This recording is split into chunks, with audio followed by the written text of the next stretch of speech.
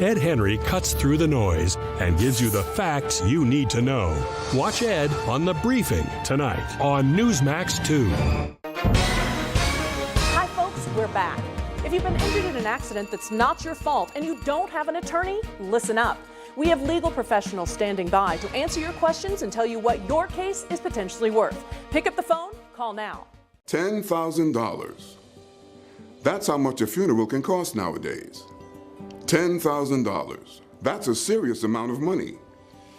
And if you're unprepared, that cost can become a significant burden to your family and loved ones. But it doesn't have to be that way.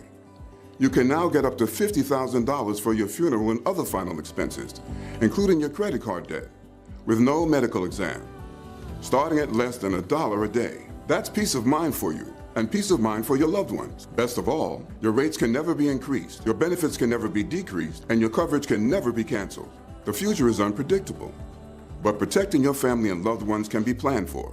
With one simple phone call, you can guarantee that your family and loved ones have the means to help cover the cost of your funeral. So don't wait. Call now.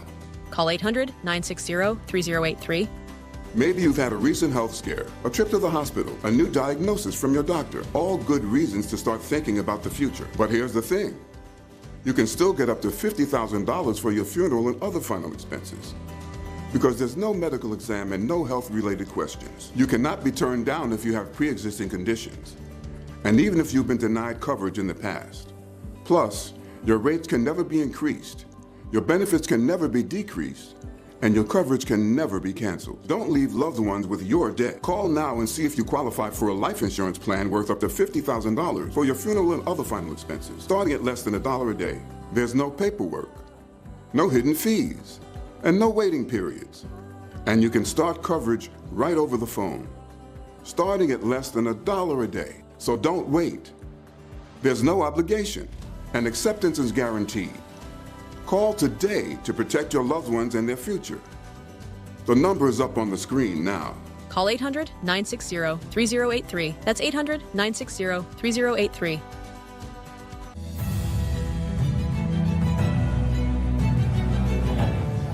Welcome back. Transportation Secretary Sean Duffy visiting a gas station in Georgia this morning, talking to Newsmax's Caroline Ryan about the low gas prices Americans are celebrating right now.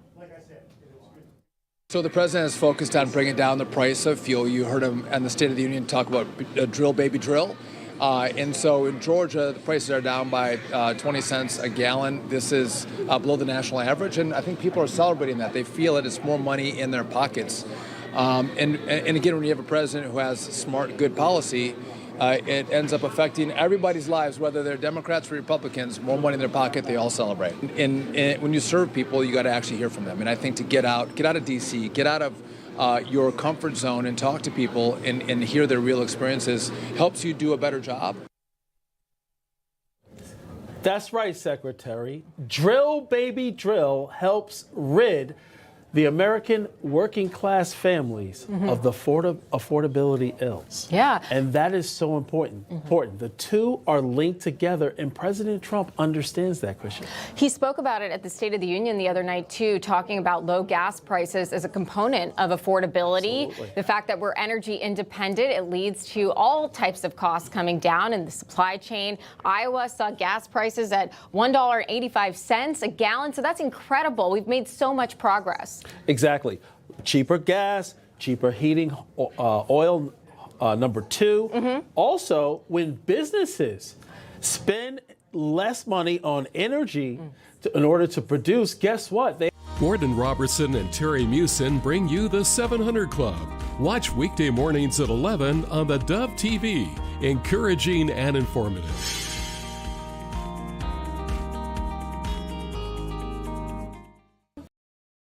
Good morning. You're tuned to the Dove, encouraging and informative, helping Oregon, Northern California, Idaho, and Nevada start the day with news and encouragement.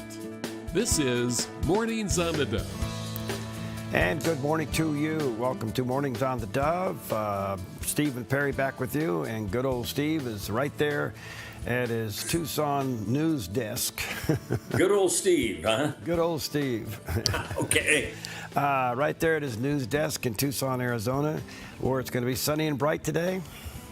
I think so. Unless something unusual happens, yeah, it's going to be very nice. Good stuff all the way around. Well, good morning As to you say, it's a Chamber of Commerce Day. There we go. Always is down there. It's kind of like Hawaii, you know. Always nice. Well, in August, it's not. Yeah, that's true.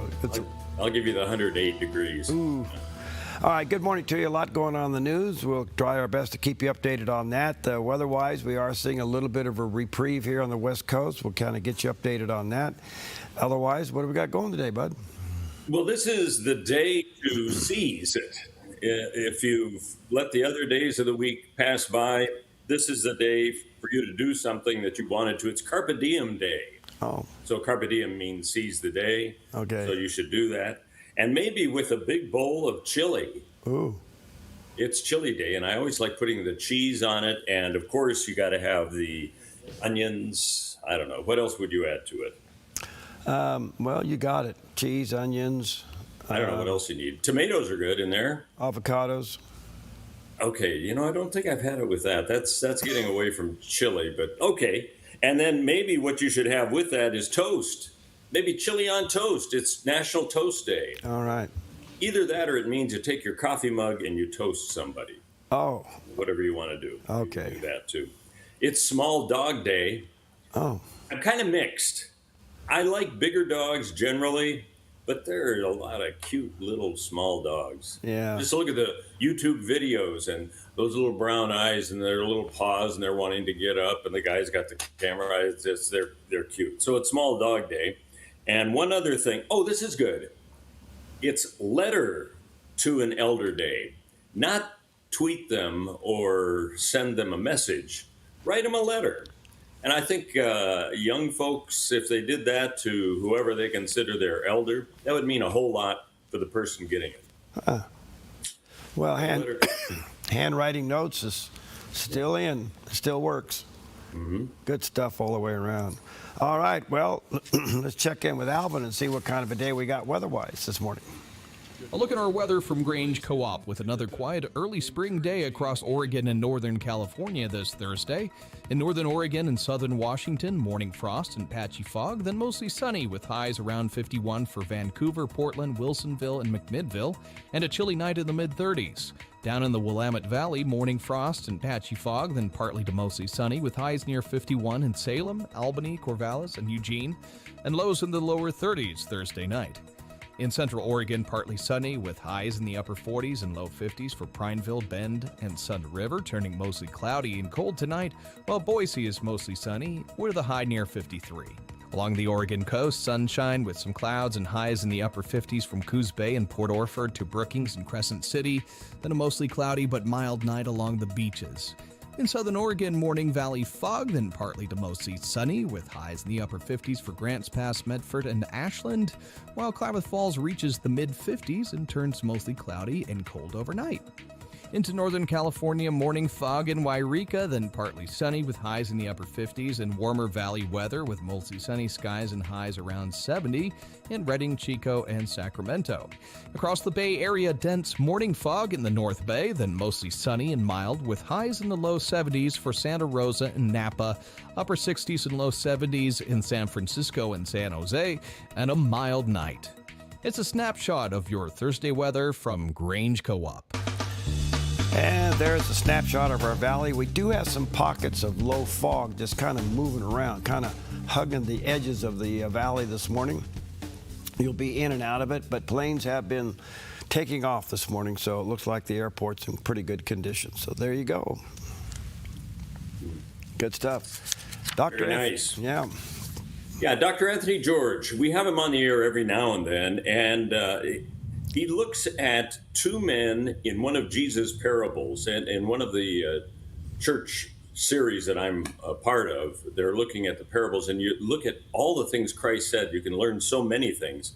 So this is the one about the Pharisee and the tax collector, and one walked away from God, and one walked to God, and the question is, can you guess which one? The reason we can never guarantee equal outcomes is because God himself does not guarantee equal outcomes. In the kingdom of God, there are haves and have-nots. There are those who have the righteousness that God requires in order to be saved, and those who don't. And the irony is this, that only those who admit that they do not have what it takes can actually have what it takes. You see, you only get what it takes to be pleasing to God by admitting to Him that you don't have what it takes to be pleasing to God. And that's what the tax collector said. Two men, Pharisee and a tax collector. One is proud, the other's humble. One focused on his innocence, the other on his guilt. One claimed to be righteous, the other claimed to be a sinner. One expected a reward, the other begged for mercy. One justified himself, the other was justified by God. And that's what matters most. If you're listening, say amen. Amen. Amen. Amen. Out of that comes one of my truisms, and that is talkers are takers, doers are givers. You know? So think about that. All right, good morning to you. Let's take a look at some of the top stories this morning. And the one that broke yesterday was kind of a surprise, a little bit of action there in the Cuban waters. A Cuban Interior Ministry announced yesterday that a Cuban Coast Guard vessel fired at a U.S. registered speedboat, killing 4 men aboard and wounding 6 others. And according to the Cuban Interior Ministry, the speedboat passengers began shooting at the Cuban Coast Guard vessel when it approached them and wounding its commander. And then the fatalities occurred afterwards. So this is kind of an interesting twist of what's going on in Cuba. Marco Rubio, who's a Cuban, talks about this briefly. I'm not even going to speculate as to what it could have been. It's a wide range of things. But suffice it to say, it is highly unusual to see shootouts in open sea like that. It's not something that happens every day. It's something, frankly, that hasn't happened with Cuba in a very long time. All right, so we'll see where this goes, but something happened. It's a registered vote from the United States, and apparently the story is that the speedboat shot at the Coast Guard and the Coast Guard shot back. Now, that has to be verified if that's actually what happened. But 4 were killed, 6 were taken to the hospital. Kind of interesting. That's a lot of people. Yeah, it's a fairly small speedboat from what I've heard. It's like 24 feet long. Yeah. And to have 10 people on it, it's quite a few. What were they doing? Yeah, so I don't know. This right when Cuba's really on the edge of falling apart, so we'll see what happens. Well, Speaker Johnson, yesterday, U.S. Speaker Johnson, basically is saying that he'd like to see, for the United States, the whole country, to see the shame of the Democrats during the State of the Union address. He basically is saying that their performance was just so disrespectful to the president. And as we talked earlier, there was shouting going on. Some got exhorted out. 72 Democrats didn't show up. It was not a good scene. Anyway, here's what the speaker had to say. For all of these theatrics, it doesn't matter how many little gatherings they have or where they stand or how high the volume is on the microphones. They have nothing to offer, nothing but their TDS agenda, the Trump derangement syndrome, and it's on full display. All they can say, all they can tell you about is how they oppose President Trump and thwart his agenda and shut down the government and protest everything from the president's joint address to basic immigration enforcement. And they obstruct any meaningful progress for the sake of obstruction. It's the same tired playbook that they've run for a decade now. It's shameful that they would boycott an address. We don't do that. Republicans don't do that. It doesn't matter if there's a president from the opposing party. We don't skip out. Our constituents want and need us to be here. Every member of this House represents over 750,000 people. They're disenfranchised if you're not sitting in the seat to be a part of the role and the responsibility of Congress. I think it's shameful. Good point. He's right about that representation, isn't he? Yes. Excuse me. And that is the role of your elected position. You are to go there and represent your constituents. We're not saying go there and agree. Obviously, you wouldn't. But the point being is that we have lost the decorum in public service to a level like this where they would be so disrespectful. It's unlike anything we've ever seen, and I'm wondering if it will backfire on their only message that the left seems to have is anything, anybody, anything but Trump's policy and him personally. and they don't seem to have a responding alternative. It's just hate him so much that they can't see straight. It's a pretty amazing thing. I didn't think much of the TDS thing, but more and more people saying it is real. And you know, in some ways we do have, all of us have our biases, but this one has really surfaced to the point where it's almost become epidemic disease. Yeah. Yeah. And it's even the kind of thing where even if Trump agrees with them on something, they won't agree with it any longer because Trump agreed with it. Yeah, so, it's anything he says, I'm against, that type of thing. Yeah, and a lot of Republicans are caught up in this. A lot of Republicans will run on things that he's doing, but because he's doing it, it's wrong. So it's really it's a mystery. It's a psychological mystery in our culture right now. So I don't know.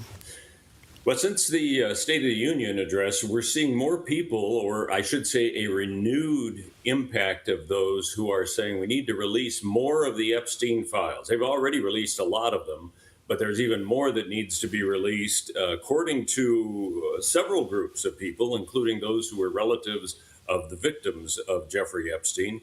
Melanie Stansbury is a New Mexico congresswoman, and she says they've identified files she says are being withheld by the Trump administration. The yellow files here are the files that President Trump is hiding. The yellow files here are investigations with a woman who was abused as a minor and who alleged that Donald Trump was her abuser.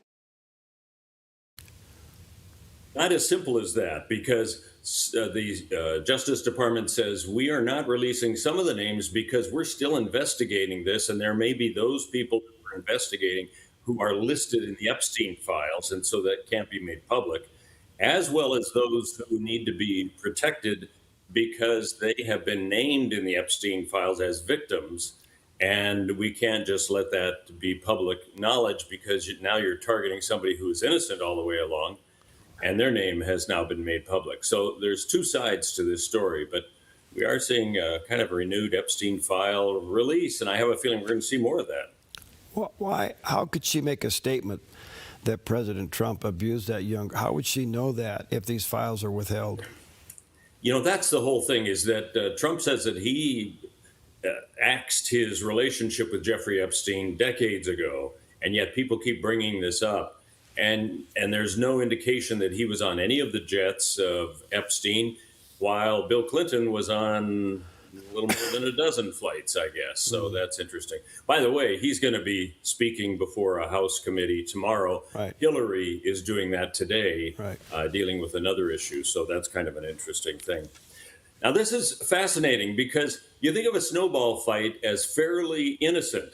But what about those snowballs if they contain rocks, or they're not snowball fights, but they're ice fights and they injure people? Apparently, there was a snowball fight in New York for the last couple of days that got a little out of hand. The police were called in to help out. And when they came, they then became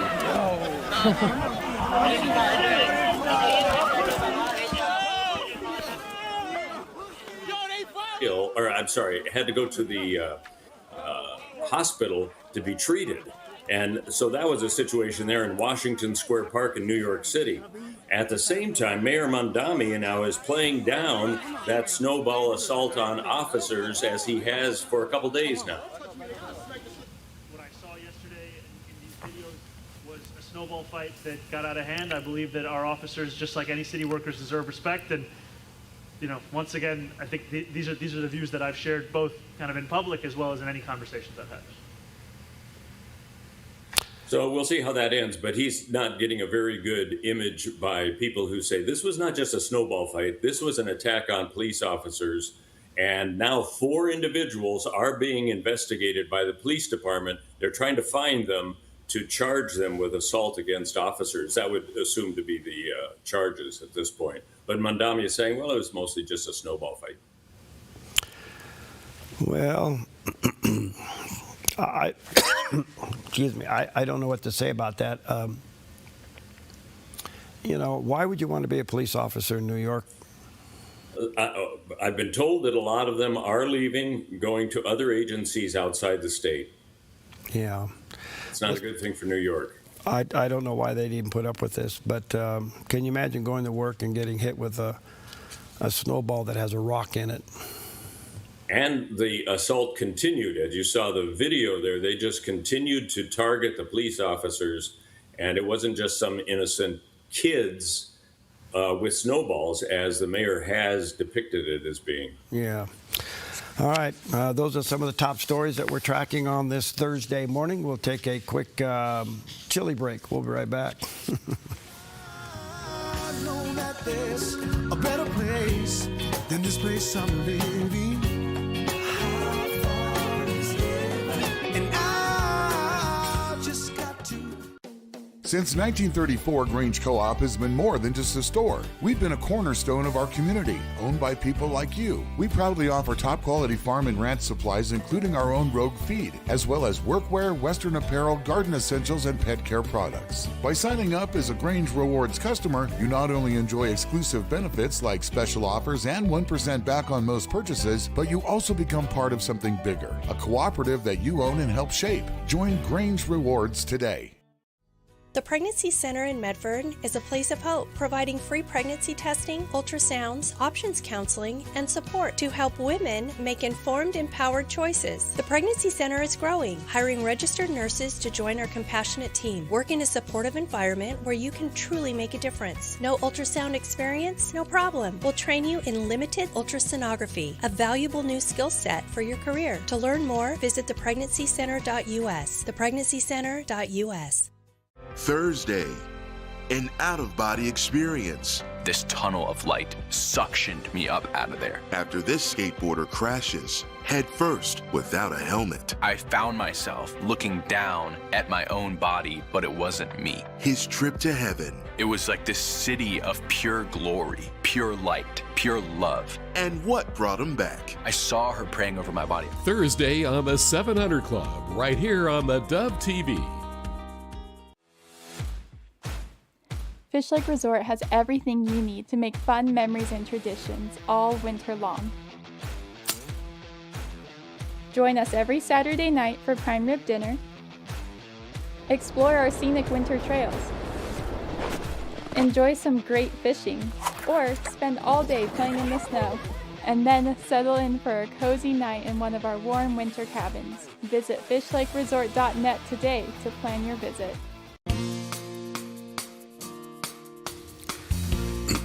Well, welcome back. 18 minutes now past the hour. If my voice will hold out, we'll see how it goes. A couple things happening at the Oregon legislature as they're winding up their special session. Just a little bit of an FYI for your information. HB 4145, this is House Bill 4145. They're asking you to call your legislator. This is more control over gun permits and obtaining firearms.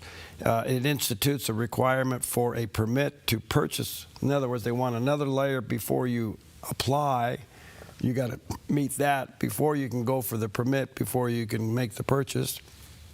They increase the cost and the timeline of firearm purchases, and it requires individuals to take a class before purchasing a firearm.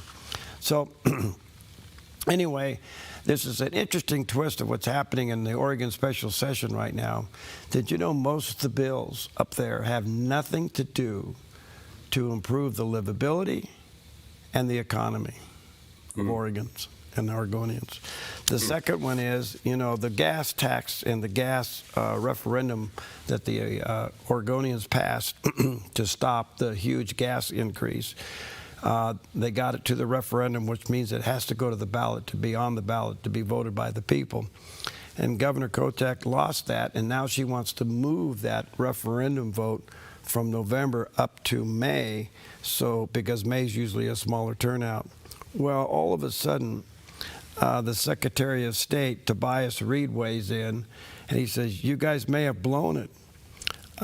He said the legislature leaders, he sent them a memo yesterday saying that the Senate Bill 1599, the biggest political lightning rod for years, would move a vote to transportation taxes that currently scheduled for November up to May. But doing so less than 3 months before the May 19th primary comes with a challenge. State law includes a long list of deadlines that are supposed to be met in order for a measure to land on the ballot.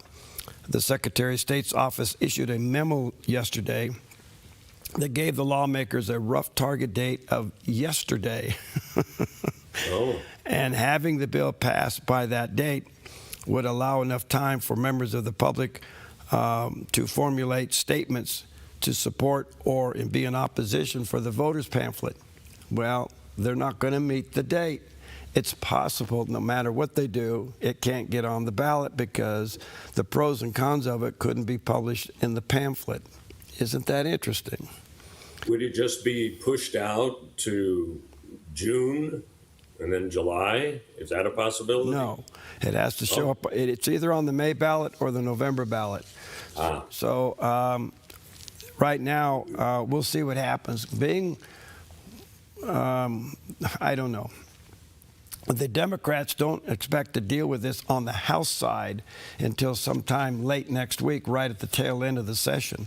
Well, the only thing I can say is they've already missed the 3-month mark in order to get the comments in the voter's guide by May 19th. So we'll see if the laws that require things to be in the voter guide are going to be given an exception for this bill, which in itself says, what good is the law if you're going to give it an exception? So that's right, yeah. Here we go again with all the crazy things up there. All right, let's take a look at the satellite image. And we do have a reprieve. We don't have a lot of heavy weather over the next several days until maybe later on in the weekend. But right now, just nice weather is in front of us, so we're going to enjoy it. It's beautiful. Well, you know, we've been talking about the Democrats who didn't applaud even what you'd think would be a non-Democrat or Republican issue during the State of the Union address. Jennifer Boss joined National Report calling out the behavior of those Democrats when President Trump honored, you might recall, those angel families during his State of the Union. President Trump, a lot of angel families have been waiting a very long time for recognition. I mean, I met some angel families this last weekend while I was there. 25 years it's been since their children died with no recognition. We are dismissed constantly by everyone, and especially right now because it's President Trump who's helping us. The general mainstream media doesn't even talk about any of our stories. You watched at his State of the Union last night. They wouldn't even stand. Who does that? Right. Who does that? How heartless is that they can't even stand up and just acknowledge the loss that we've had and that, that he recognizes it. He's doing something about it. And he started doing something about it, his first administration, and then Biden was elected, and he ignored the angel families that have been doing this for decades. And then President Trump came back, and look what's happened in just a year. Look at all the things that he's done for the angel families. And I'm not talking just the ones that have been violated by these illegal immigrants. I'm talking about the fentanyl families too. Yeah. The incredible strides he has made in cutting the amount of fentanyl that even makes it to our border is astonishing. So does the American people see this and understand it? Well, I'm wondering, you were talking earlier about the kind of video that could be used during the elections to show when Democrats don't applaud what is something they should applaud, like angel families. That could very well be the video from the State of the Union that they will be highlighting as an example of how they're not even on board with those angel families, as she said, who have been suffering for 25 years. I didn't know it was that long. It is. It's astonishing as to why is something that is so moral as that couldn't get recognition. What is it that they could hear this and not respect it? What is it in their psychic? What is it in their heart that they could do this? Well, I think it's back to what you've said. If Trump approves of something, they're going to be opposed to it no matter what the issue is, even if it's something they should both come together on. So there must be. It's pretty sad. I'm going to have Dr. Tim Murphy back on with me a little bit later on. He served in Congress for 16 years. He's a psychologist, and he has a book called The Christ Cure, dealing with PTSD and things like that. And the last time I had him on, I said, Dr. Murphy, do you believe as a professional physician, psychologist, that there is something to the TDS, the Trump Derangement Syndrome? In the psychological world, is there really something to it? And he said, yes. And I said, so then what is it? And he said, think of it this way. Have you ever told yourself a lie? And when you do, that lie becomes a story, and your conscience of that story, the truth to it, is severed. And he said, in psychology, people will make up traumas that never happen. They'll believe something that never took place. So the twist of that is that kind of mental exercise in the heart and the emotion of a person against somebody that, whatever it does, President Trump's personality does trigger a lot of people emotionally. They don't like his personality. Yeah. He's a very lightning rod personal person, okay? He's got the ego the size of Texas. But on the other hand, they can't balance his personality with his policy. There's a disconnect there, and it's called the TDS. And so it is real, it is blinding, and even your moral character can get impacted by it. So why can't somebody see what an angel family's going through and want to support them? What has happened in their soul that would allow that to happen? You know what you mentioned, it reminds me of some court cases I have seen online where somebody is believing a lie and it's proven it never happened, but in their mind, they still think it took place. Yeah, it's, yeah, well, it's true. And I'm not a professional, but it's true. And when you try to counsel people who believe a lie, it is almost beyond frustration. If you're not professionally trained, you'll go crazy trying to help that person, but it's pretty common. All right, that's what's going on. We'll take a quick break, and do you like... I think maybe we need weather. Am I right? I'm sorry. What do I... You're getting ahead of yourself. Where are we here? What are we doing? I may be wrong on this. No. I'm wrong on this. I think we do need to take a break. Okay.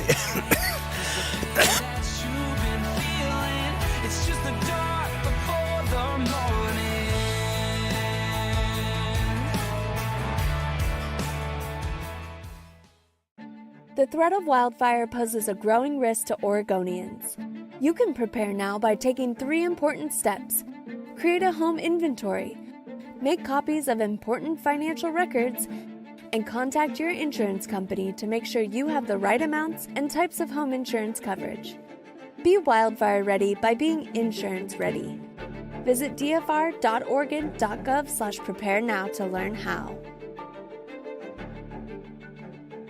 I'm Susanna, and I contracted KA Designs to do custom cabinets throughout my house. We chose a really beautiful maple wood that really creates like a nice airy space. Everything was custom, and it was really cool because I got to literally see it come to life in person. We love to entertain, and we have a large family, so everything came together perfectly, exactly what I wanted. I highly suggest KA Designs if you're looking to design your dream house. Go check them out in their showroom. You will not be disappointed. The Lennox iComfort S30 thermostat can sense changes in your environment. It even knows when you come and go. So now your home's most important system is also the smartest. Metal Masters can give you the smartest home comfort system available. It knows when you're away and adjusts when allergens and humidity get uncomfortable.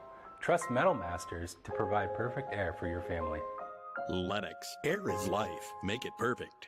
It was an amazing year of growth here at theDove. You, our viewers and partners, blessed us. With a new studio, a video wall, control room, and much needed installation, heating and air conditioning, plus you helped us renew our tower leases. so we can continue to broadcast the Dove all across our network. And from everyone here at the Dove, a huge thank you. We could have never done this without your help. We appreciate you standing with the Dove prayerfully and financially to keep the Dove encouraging and informative 24 hours a day.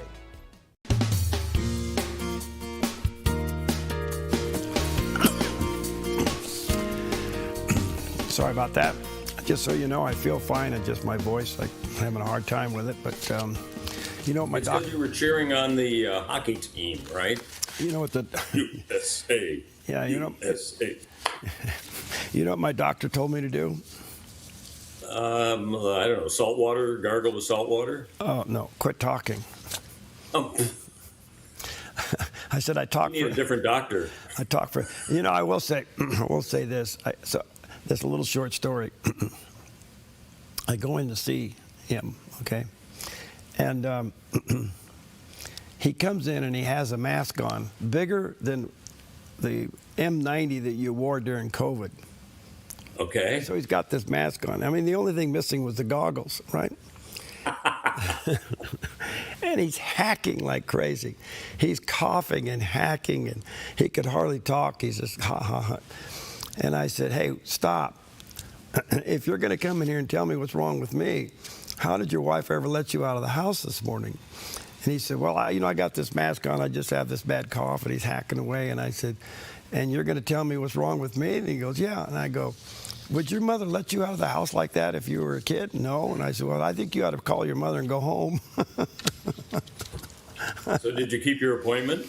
Yeah, he laughed. But... Okay. Anyway, so much for all that.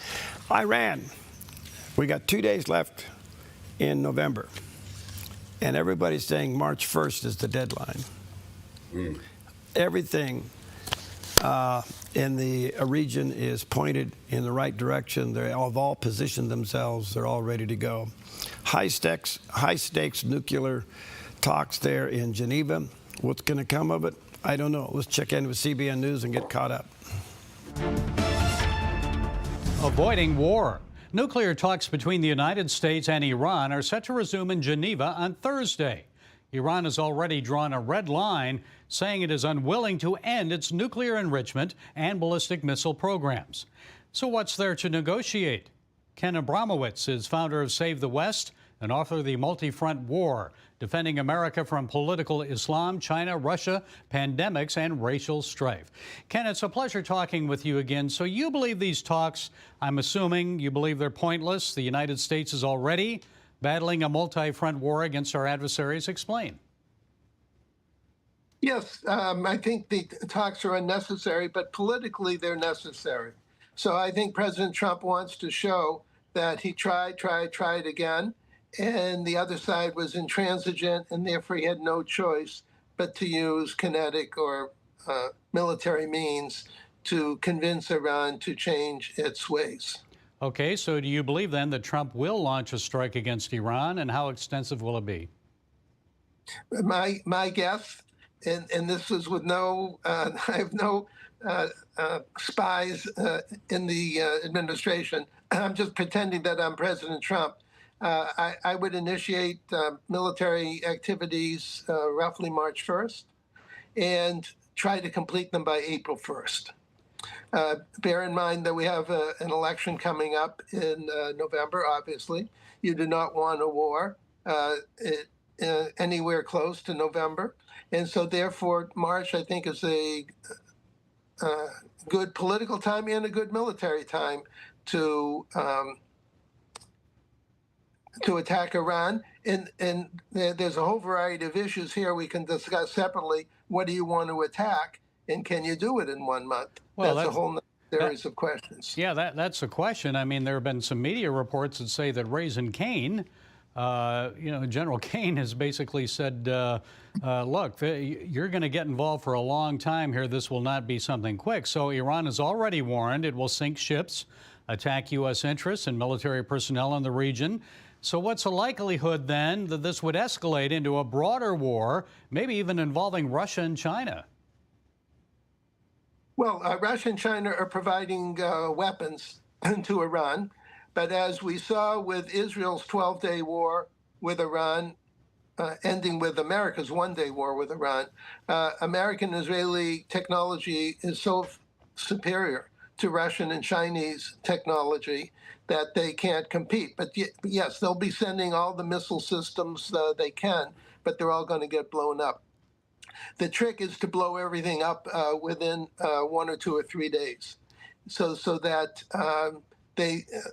all offensive abilities of Iran are neutralized quickly, and then mop up after that. So yes, if General Kane actually said those things, they're reasonable. President Trump wanted to leave space for a negotiated settlement, and that's what he's working on now for the next few days. I would think he'll announce that I'm giving one last chance, and then on Thursday, Iran still won't negotiate seriously, and then he'll have no choice but to attack roughly March 1st. Well, then what's the best way to help the Iranians regain their freedom after 47 years under this Islamic theocracy? Students are already protesting again. Yes. Well, that's what President Trump has promised to help, and this is his chance to help. And so he has to. I think he has to do it now. Someone else can say, "Look, Mr. President, the 80 million people in Iran who are about to get killed, who are imprisoned and over time will get killed, they don't vote in America. And Americans don't know where Iran is. And so you don't have to do it. But bear in mind, there's 8 billion people in the world, and they're all watching. And if President Trump abandons the people of Iran, how would you feel if you were an American ally somewhere else? And how would you feel if you were an American enemy somewhere else? The point I'm getting to is freedom-loving people, which is roughly half the world, will all be unhappy, to say the least, and the enemies will be emboldened. So if we don't blow up Iran in March, it'll be far worse for us. We'll have many more kinetic wars that we'll have to fight. Whereas if we send a message to Iran that we do not tolerate Islamic, what I call Islamo-Nazi death cults, who promise to kill everyone in America and are right now working on intercontinental ballistic missile systems to put nuclear weapons on and kill everyone in America. We're not waiting for that. We're doing this now. You promised to kill everyone in America. We're not playing this game anymore. The game is ending in March. Yeah, how short our memories are. I remember the Marine barracks in the early 80s in Lebanon and Beirut killed our Marines while they slept.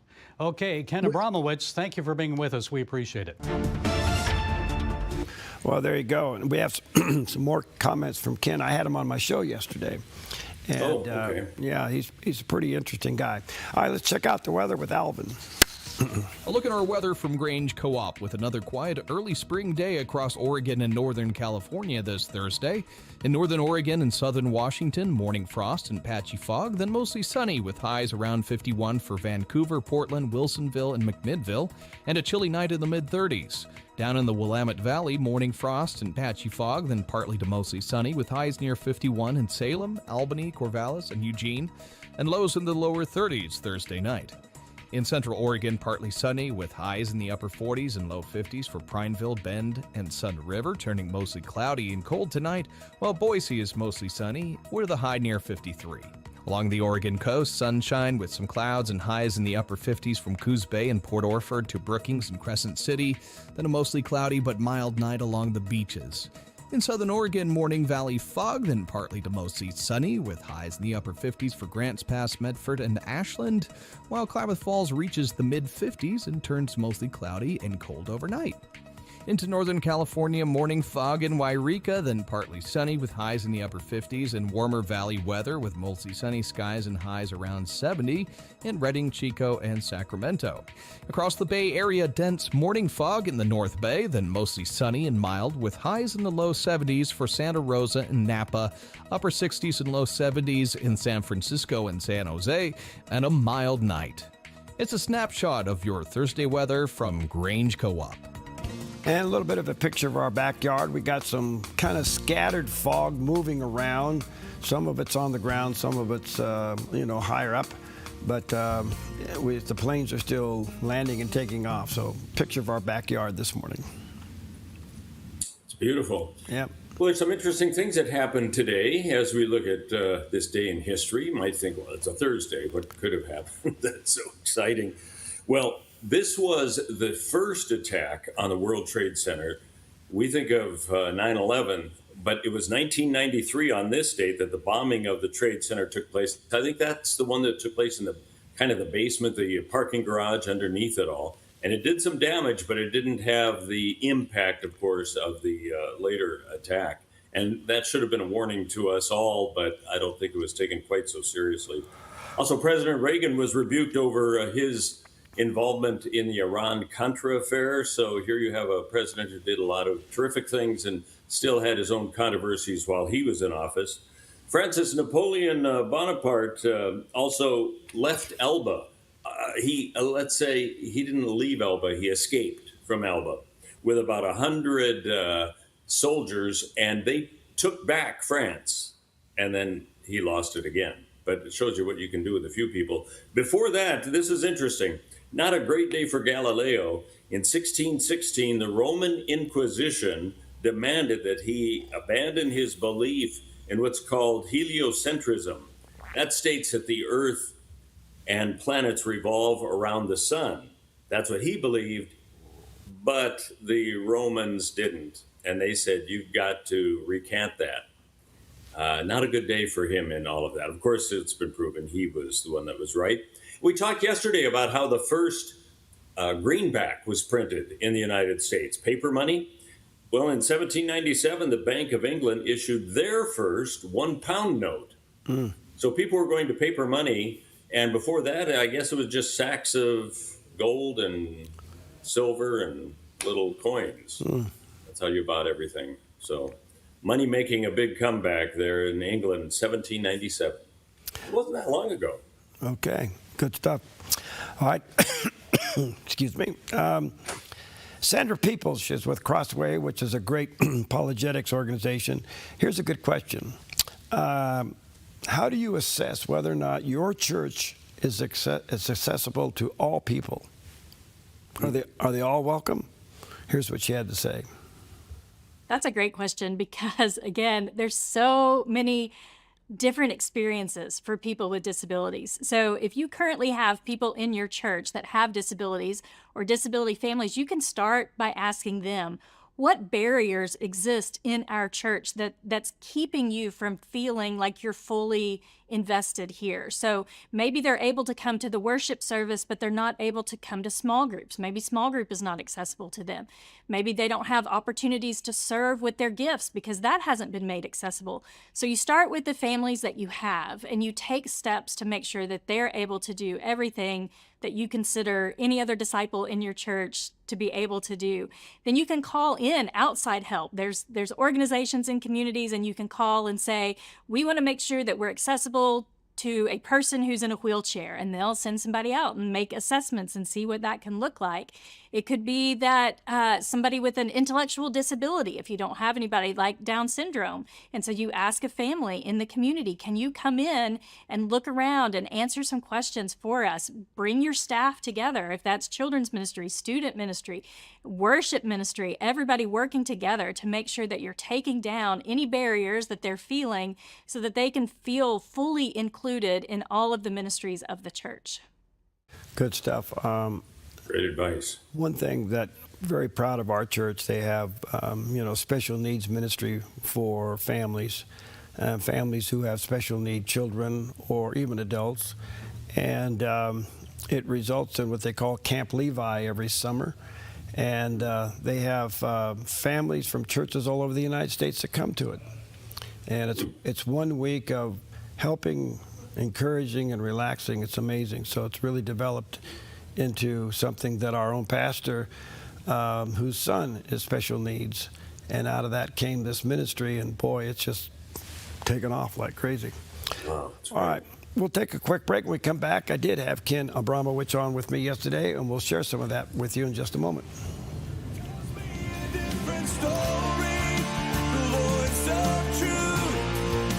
Do not be afraid, and the voice of truth says this is for my glory.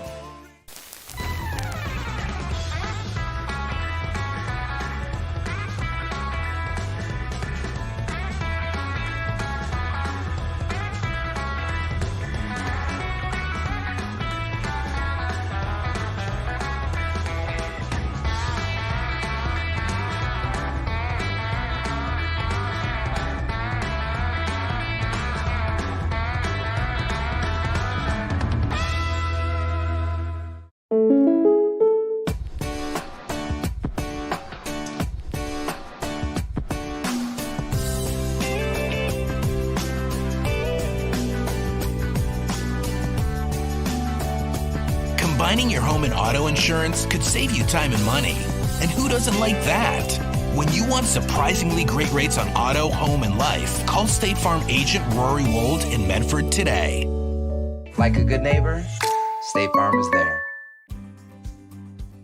Stewardship begins with the knowledge that nothing belongs to us, but everything belongs to the Lord. This helps us to run a business not in the fear of lack, but in the assurance of His care and provision. Such a perspective eliminates the drive to sell and replaces it with a heart that says serve. This begins with serving our clients and coworkers with integrity and genuine care. That's why McKelly's is automotive service with a heart for God and treating others as we ourselves would want to be treated. Our promise is to never sell our clients anything we don't believe they need. Another is to do all we can to meet other needs, such as shuttle service and loaner cars, or taking the time to really listen, even at times praying with our customers. Sometimes this means sacrifice, going above and beyond, but that's why I work for Kelly's Automotive Service, honoring God while serving people with honesty and integrity.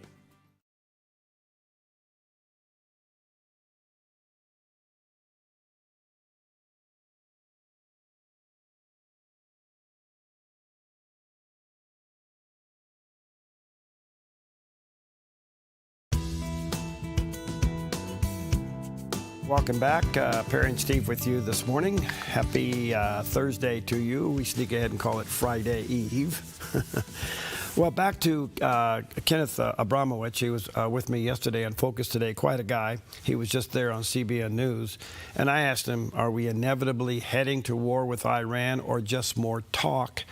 And then the other question I asked him, what else could possibly Iran give up to avoid war? It's a big question.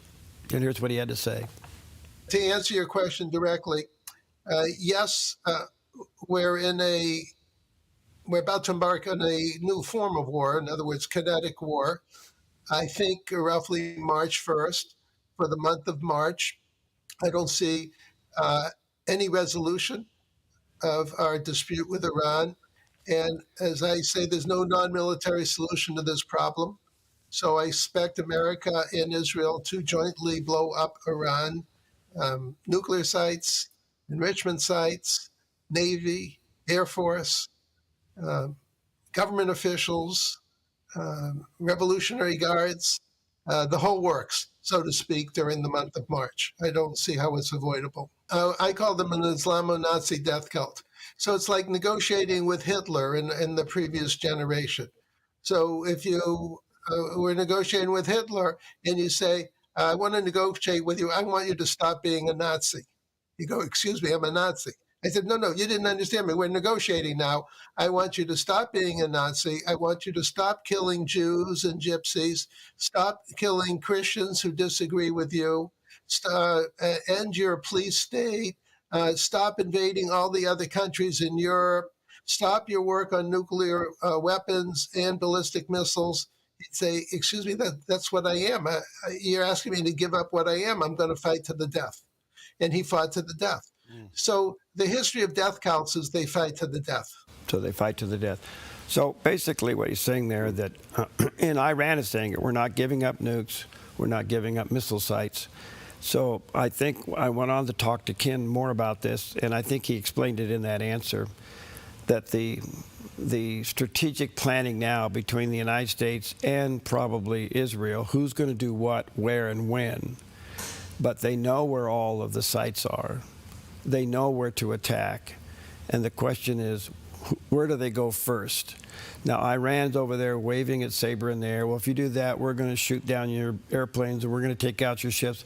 They don't have the capability of doing that. Once they're attacked, they don't have the multi-front capability that the United States has now put in position over there, let alone Israel defending itself.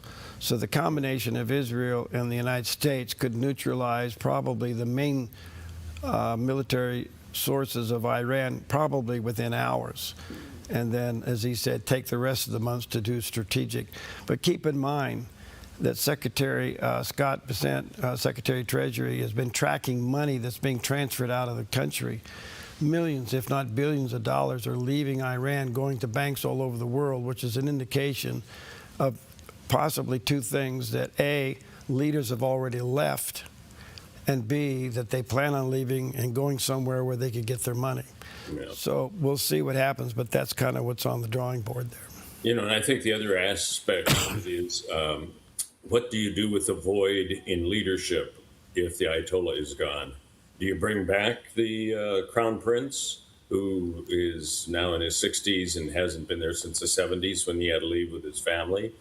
Or is there some other situation that you put into place? I don't know. Well, he says, now this is Ken's analysis, that the citizens' unrest in Iran is citizen-driven. They're not behind any leader or organization. But apparently they do want the Shah's son to return because he seems to be neutral up. And moreover, in the time that he hasn't been there, he's been westernized. And the citizens of Iran want to go the Western lifestyle. They've even talked about we'd rather live in Israel than in Iran. So the question is, will the Shah go back in there and become the leader? Apparently he's prepared to do it. Yeah. But he's also said that if he does go in there, he only plans to be there for a couple of years or a season until a new administration can be elected from and by the people. That's all noble, but we haven't seen it happen yet, so we'll see what happens. Yeah. There you go. All right. Got Reverend Percy McRae coming on talking about cancer and survival. And then Dr. Tim Murphy will be back with us a little bit later on today. And I'm going to talk to him more about TDS and how does it work psychologically in a brain? How can you hate someone so much that you can't see anything? So we'll talk about that. Yeah. All right. All right. You'll have to tell me more about the cabinet members joining in prayer. I didn't see them do that, so fill us in on that. Sorry about that. What happened, this is interesting. I saw this picture and I go, wow. If you look at this picture, this is most of the president's cabinet meeting in a room inside the Capitol before the State of the Union address, praying. Now, this is a stunning photo. Now, I think for those who suffer from TDS, even Republicans need to understand that behind the scenes, God is working. This we've never seen before. Most of his cabinet members have their arms around each other praying before the State of the Union. Now, I've been told that this is happening on a regular basis, even before cabinet meetings. They're off into another room praying before they go into a cabinet meeting. Now, do we believe in the power of prayer? We should, for sure. So what are they praying for? And is God working in a way that we don't see and we don't know?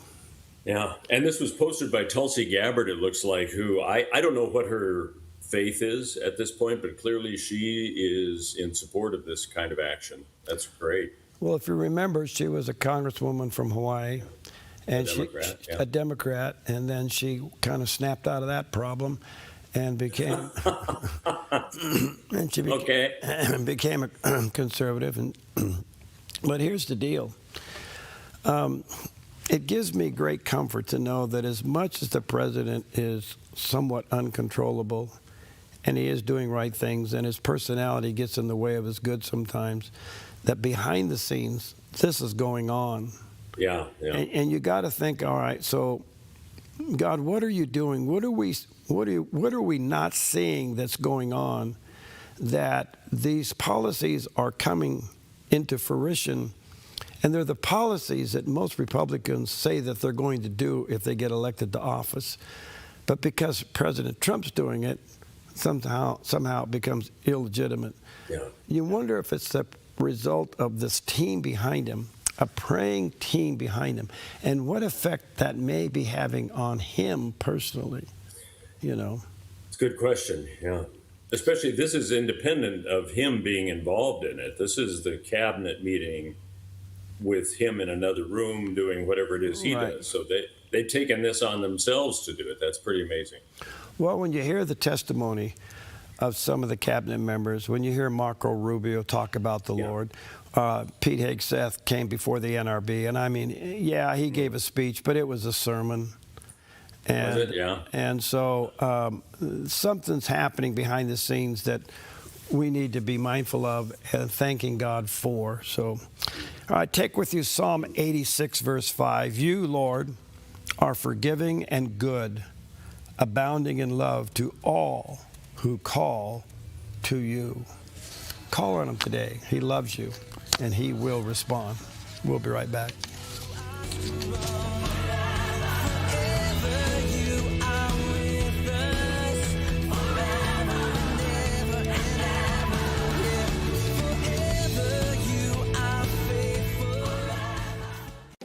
Since 1934, Grange Co-op has been more than just a store. We've been a cornerstone of our community, owned by people like you. We proudly offer top-quality farm and ranch supplies, including our own Rogue feed, as well as workwear, Western apparel, garden essentials, and pet care products. By signing up as a Grange Rewards customer, you not only enjoy exclusive benefits like special offers and 1% back on most purchases, but you also become part of something bigger, a cooperative that you own and help shape. Join Grange Rewards today. When plumbing emergencies hit, and they do, you want help from a plumber you can trust, and you need it now. Onnit Plumbing to the rescue. Onnit Plumbing gets the job done right with integrity and quality craftsmanship. Onnit Plumbing offers military discounts, senior discounts, and discounts for KDOV listeners too. Licensed, bonded, and insured. Onnit Plumbing, CCB 229436. No job too big or small. Onnit Plumbing does them all. See us at onnitplumbing.net. onnitplumbing.net. The Dove is shining with a brand new show, Season to Shine. I'm Melinda Robertson, host of Season to Shine, a new heartfelt, inspiring program for women designed to bring encouragement, wisdom, and hope into your everyday life. We'll help you discover God's purpose in every season, empowering you to shine with confidence, faith, and joy. It's your season to shine. Monday, Wednesday, and Fridays at 4 p.m. on the Dove TV. More at thedove.us. What an amazing year of growth last year for the Dove. You, our viewers and partners, blessed us with a new studio, a video wall to create sets for new local programming, a state-of-the-art control room, and much-needed insulation along with heating and air conditioning. Plus, you helped us renew many tower leases so we can continue to bring you the Dove all across our network and a brand new full-power TV station. And from everyone here at the Dove, a huge thank you. We could have never done this without you. Your prayers and support is allowing the Dove to bring the gospel, encouragement, and information to millions more people needing the hope of Christ worldwide. We appreciate you standing with the Dove prayerfully and financially in our mission to reach people with the good news via television, radio, and streaming online. Thank you for your continued faithful support in keeping the Dove encouraging and informative 24 hours a day. The Dove TV streams worldwide on Roku and Apple TV, plus online at thedove.us. Experience evangelism like never before. Way of the Master, an award-winning reality TV show tackling hard questions and bold street witnessing that will leave you inspired. Watch Thursdays and Fridays on the Dove TV. You're watching the Dove TV, encouraging and informative for Salem, Kaiser, and the Willamette Valley. Seen on KSLM 27 and these Dove TV affiliates. Good morning. You're tuned to the Dove, encouraging and informative, helping Oregon, Northern California, Idaho, and Nevada start the day with news and encouragement. This is Mornings on the Dove. Well, good morning to you. Excuse me. Welcome to Mornings on the Dove. Stephen Perry with you today. I'm here and Steve's there. I am here and you are there. There we go. Anyway, good morning to you. A lot going on in the news. There always is. And quite the thing. We are on the verge of military action in Iran. We'll find out more about that. The UK is having a vote. Will Farage become the new prime minister? You know, he's been an interesting individual that's been divisive in his own way, but the things that he says really, I think, start you thinking about issues in a different way than what they have been given out in at more of a liberal view in England. I like the guy myself. Yeah, Starmer's in big trouble because of his appointment of the ambassador to America now, who's been caught up in the Epstein mess. So we'll see how this, but anyway, they're starting to vote in the UK. There could be a shakeup over there. Weather-wise, a little bit of a reprieve in the Pacific Northwest, so we're enjoying some good weather. And so a lot ahead as we get into the news. But special things today, what are they? Yeah, it is National Set a Good Example Day. You know, there's so many people around you that you might not even consider who are watching what you do. Could be grandkids, could be kids, could be coworkers. So this is a day to set a good example, however you want to interpret that. It's also National Pistachio Day. And I think generally they're healthy, aren't they? From what I've heard. Yeah. Right? I tell you, if you're driving in long distances, get yourself some pistachios that are still in the shell. Okay. Because cracking them and getting to that little tiny seed will keep you awake for miles. That's right. And even if you drop the shell on the floor, they're easy to sweep out. It's not a problem. There you go. Pistachio Day, or however you want to say it. It's National Chili Day. And we mentioned we like the onions, the cheese, and I don't know, there's other stuff you can put in there, but at some point it no longer is Chili Day, but it's a kind of gumbo day. But I like chili. You mentioned there is a good chili. Never had avocado. Yeah. Well, if you go to Squeeze In, at Shamrock Square in Medford, they serve chili every day. Oh, really? Yes, and it's delicious. Well, they've got to have it down if it's something that's there every day for sure. Yeah, it's good. I like it. Well, I'm hungry already. Do you like it? Also, do you like it spicy? Do you like it spicy? Yeah, sure. Why not? As long as you have milk with you to kind of put out the flames, why not? Sounds good to me. I like it. It's National Toast Day. So make a toast. No, it's actually toast, like raisin or whatever. Yes. Oh, yes. Toast day there, Perry. Small Dog Day for those who like the small. You know what? I got to tell you, I generally have gone for medium or large sized dogs, just that I like myself. But I saw a combination. Let's see, what was it? A Dachshund and something else that is bigger. I'm trying to remember what it was, and it was a great breed. I mean, it was a friendly little dog. It wasn't so yippy and so barky. That's one thing about small dogs. They kind of get on you. They sound like some members of Congress. But anyway, it's Small Dog Day. And let's see, one other thing. National Letter to an Elder Day. Write a letter. Don't send them a text or a message. Just get out there with pen and paper. Try your cursive. My writing has always been terrible, so I'll print it out. But that'd be good. Find an elder, however you determine that. You know, if you're 10 years old, an elder might be 25. It's kind of a subjective thing. Yeah. Write a letter to somebody and tell them how much you appreciate them. That's good stuff. Well, I'll tell you what, notes go a long way today. They really do. So it's just, it still costs you, 80 cents to send it, but. So maybe hand deliver it. Well, there you go. There you go. All right, good morning to you. Well, let's check out the weather with Alvin and see what's going on. A look at our weather from Grange Co-op with another quiet early spring day across Oregon and Northern California this Thursday. In Northern Oregon and Southern Washington, morning frost and patchy fog, then mostly sunny with highs around 51 for Vancouver, Portland, Wilsonville, and McMinnville, and a chilly night in the mid-30s. Down in the Willamette Valley, morning frost and patchy fog, then partly to mostly sunny with highs near 51 in Salem, Albany, Corvallis, and Eugene, and lows in the lower 30s Thursday night. In Central Oregon, partly sunny with highs in the upper 40s and low 50s for Prineville, Bend, and Sun River, turning mostly cloudy and cold tonight, while Boise is mostly sunny with a high near 53. Along the Oregon coast, sunshine with some clouds and highs in the upper 50s from Coos Bay and Port Orford to Brookings and Crescent City, then a mostly cloudy but mild night along the beaches. In southern Oregon, morning valley fog, then partly to mostly sunny, with highs in the upper 50s for Grants Pass, Medford, and Ashland, while Klamath Falls reaches the mid-50s and turns mostly cloudy and cold overnight. Into northern California, morning fog in Wairika, then partly sunny with highs in the upper 50s, and warmer valley weather with mostly sunny skies and highs around 70 in Redding, Chico, and Sacramento. Across the Bay Area, dense morning fog in the North Bay, then mostly sunny and mild with highs in the low 70s for Santa Rosa and Napa, upper 60s and low 70s in San Francisco and San Jose, and a mild night. It's a snapshot of your Thursday weather from Grange Co-op.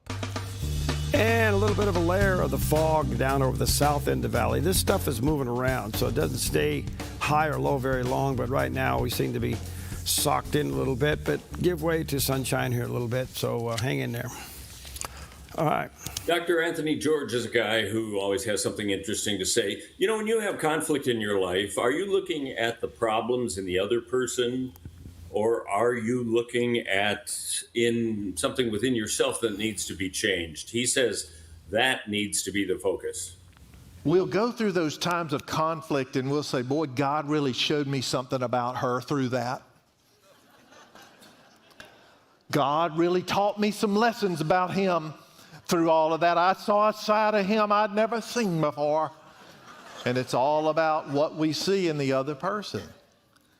But you know, I have found out that more often than not, while God can teach you things you need to know about people, the number one lesson that he's teaching you through conflict and adversity and challenge, it's not about them, it's about me. Jesus talked about it when he said, why are you looking at the little piece of sawdust in your neighbor's eye? I mean, let's read it. Matthew 7:3 says, why do you look at the speck in your brother's eye, but you don't notice the log that is in your eye? You're looking at a little wood chip in your neighbor's eye, and you got a telephone pole coming out of your eye. That's the paraphrase there. Meaning that, be careful about looking at what's wrong with somebody else. There's not only this great day of reckoning for those who have sinned with no regard for God and thought they could just cover it up, but I believe there's coming a day of reckoning for this army of Pharisees who make it their pastime to focus on the sins and failures of other people. And it has become a source of revenue for social media influencers who make it their livelihood to pounce on the faults and the failures, especially of spiritual leaders. It's alarming. But in the same way that payday is coming for people who sin and cover it up, payday is coming for those who focus on the sins of others instead of finding a mirror nearby. Well, that's an attitude adjustment for all of us. Yeah. And I don't know. I'm on and off social media, and I don't get into that, but I'll check in once in a while, and then I dump the app. But I can tell you this. I've never seen so much hatred and criticism and fake news that is now on all of the social media platforms. And if you're not careful, you'll see a headline that they found Nancy Guthrie on Facebook, or you'll see it on Twitter, or you'll see it on Instagram. And you'll believe that instead of checking it against other resources or sources to see if it's a true story.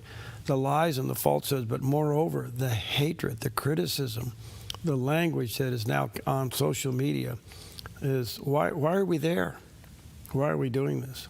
You know, that's a good question. I think a lot of people are moving off it, if not completely eliminating it, because of what you've mentioned. Yeah, I just think, text your friends. You don't need to Facebook them. Text them. Get it directly. So, all right.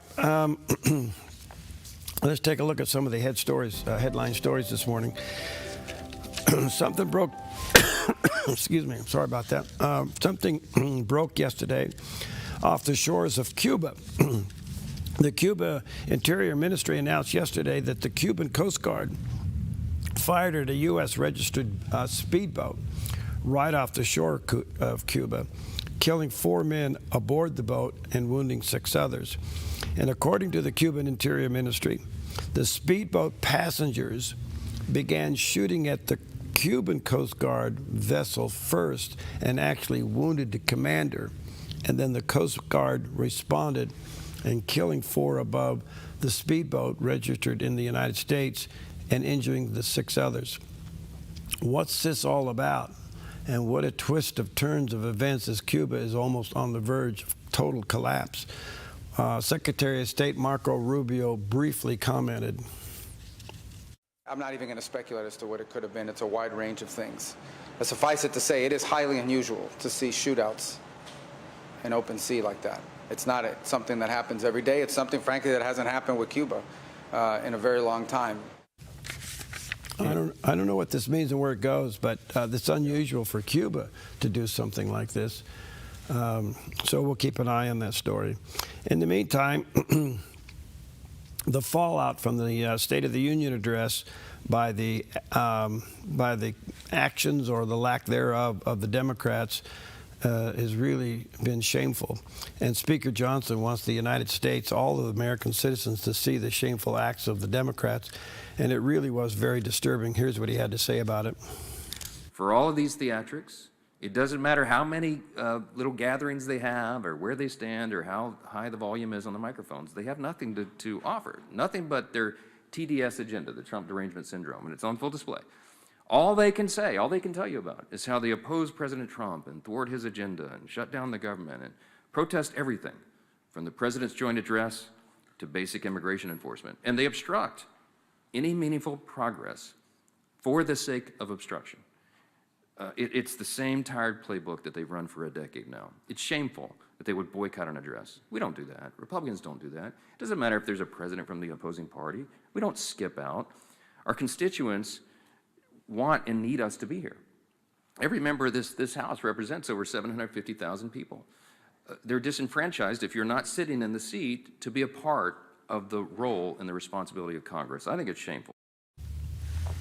Our own 2 senators from Oregon skipped it. There were 72, I think, or 74 Democrats that did not show up for the speech. Senator Merkley, Senator Wyden both attended a virtual town hall meeting with Hollywood stars and everything else, and I caught a little bit of it yesterday, and then you kind of go, gosh, it was almost a circus. It was just, it was a Hollywood show of being anti-Trump. And so to the speaker's point, when we elect somebody to go to represent us, isn't it part of their duty out of just sheer respect of the office of the presidency in the most historic, one of the most historic events of the year, the State of the Union address, to represent your constituents at that, even though you may not like what he's saying? Pretty crazy. I think so. You'd think so, yeah. Well, you know, there's a renewed call for all the files related to Jeffrey Epstein to be released. Now, a lot of them already have, but there's some that haven't at this point.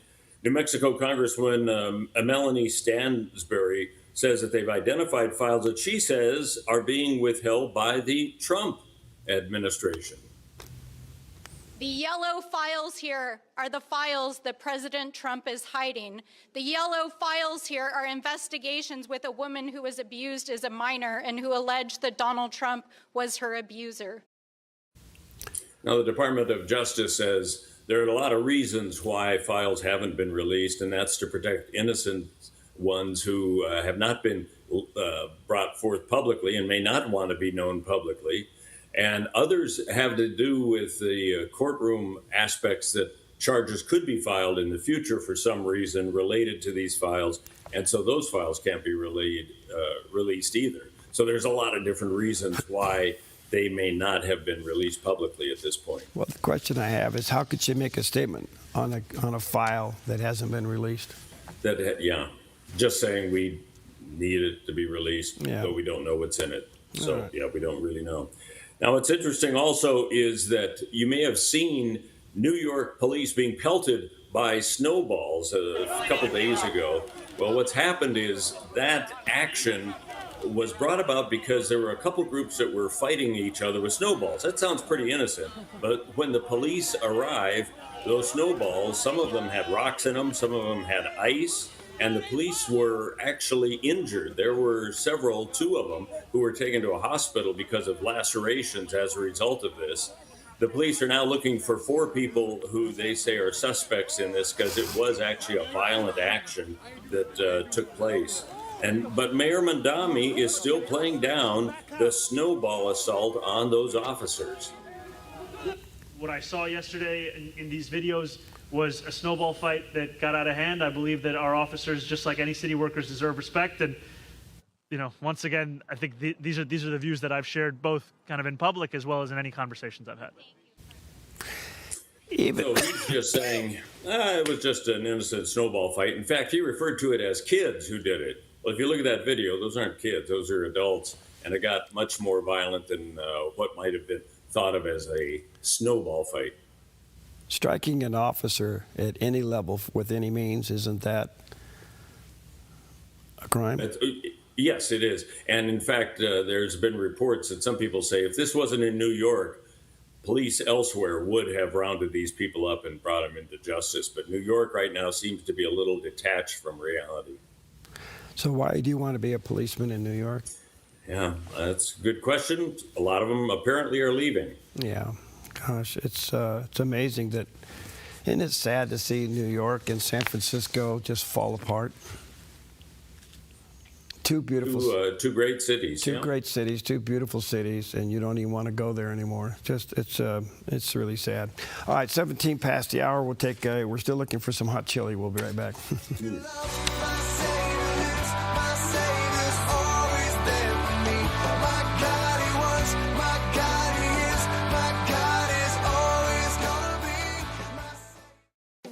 Since 1934, Grange Co-op has been more than just a store. We've been a cornerstone of our community, owned by people like you. We proudly offer top-quality farm and ranch supplies, including our own Rogue feed, as well as workwear, Western apparel, garden essentials, and pet care products. By signing up as a Grange Rewards customer, you not only enjoy exclusive benefits like special offers and 1% back on most purchases, but you also become part of something bigger, a cooperative that you own and help shape. Join Grange Rewards today. The Pregnancy Center in Medford is a place of hope, providing free pregnancy testing, ultrasounds, options counseling, and support to help women make informed, empowered choices. The Pregnancy Center is growing, hiring registered nurses to join our compassionate team. Work in a supportive environment where you can truly make a difference. No ultrasound experience? No problem. We'll train you in limited ultrasonography, a valuable new skill set for your career. To learn more, visit thepregnancycenter.us. Thepregnancycenter.us. Come fall in love with Northridge Senior Living, where contemporary, sunlit interiors meet old world elegance.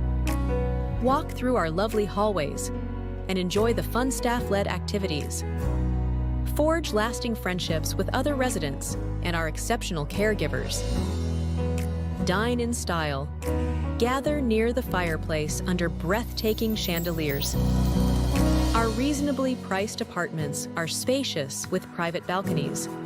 Northridge is Christian-owned and operated, pet-friendly, and only 2 blocks from Asante Rogue Regional Medical Center. On-site, in-home care is available. We also offer senior adult daycare, where your loved one can spend the day with us, and the evenings with you. Northridge Senior Living. Your home.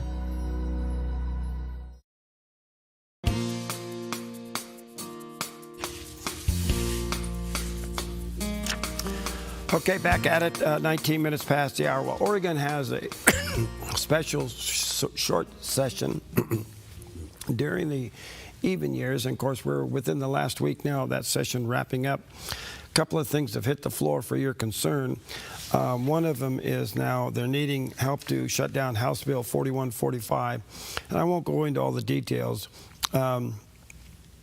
But basically, this is further restriction on gun permits and owning a weapon here in Oregon.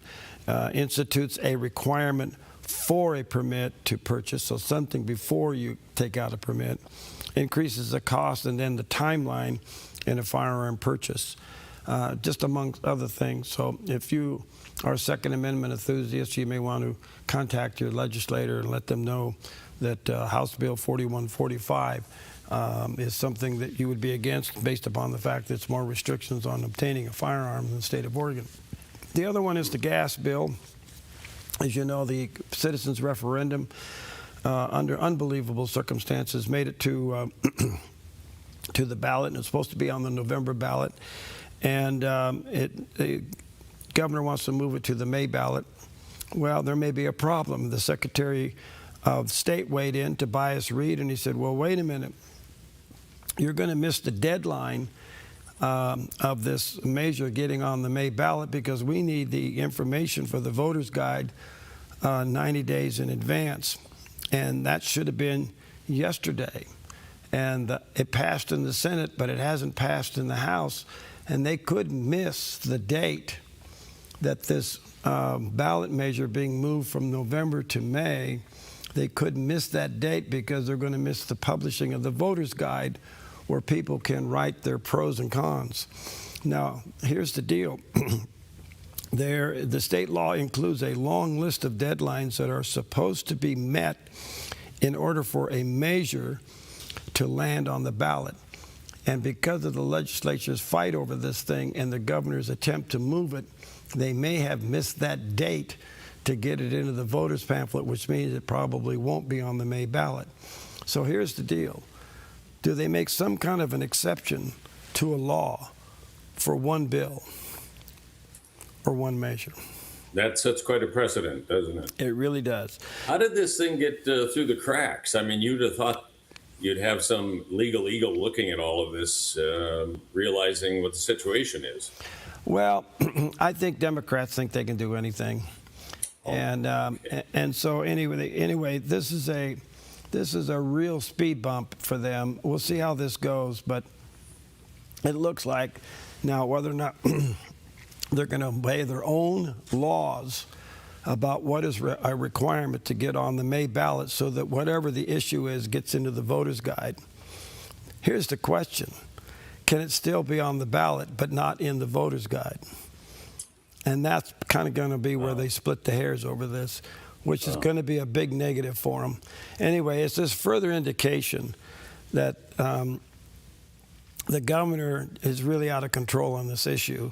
And this really does this plays very well into the hands of the citizens.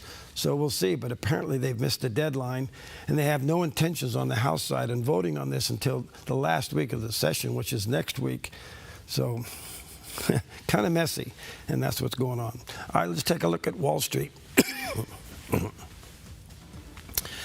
I apologize for that. Anyway, brought to you by Smart Lawn, Preston over there. The Dow's happy this morning, back up another 136. However, the NAS is down about 170 points, and the S&P down 24. So kind of a go-stop on the Wall Street there this morning. Gold is still doing well, $51.87 an ounce. It's down a little bit, but still way up. Silver's down a few dollars, $87.27 an ounce. And crude oil is now finally again below $70, $69.55. So anyway, some red ink in that department. Well, you may have heard more discussions about the midterms, and are Republicans going to be able to come out on top, or Democrats? If the Democrats do, it's going to be tougher for the president. So a lot of discussions about all of this. The State of the Union was said to have given Trump a real shot in the arm that could impact the midterms. But Fox Business Maria Bartiromo asked former House Speaker Kevin McCarthy if he thinks Republicans are going to be able to hold on in November. And here's what he said.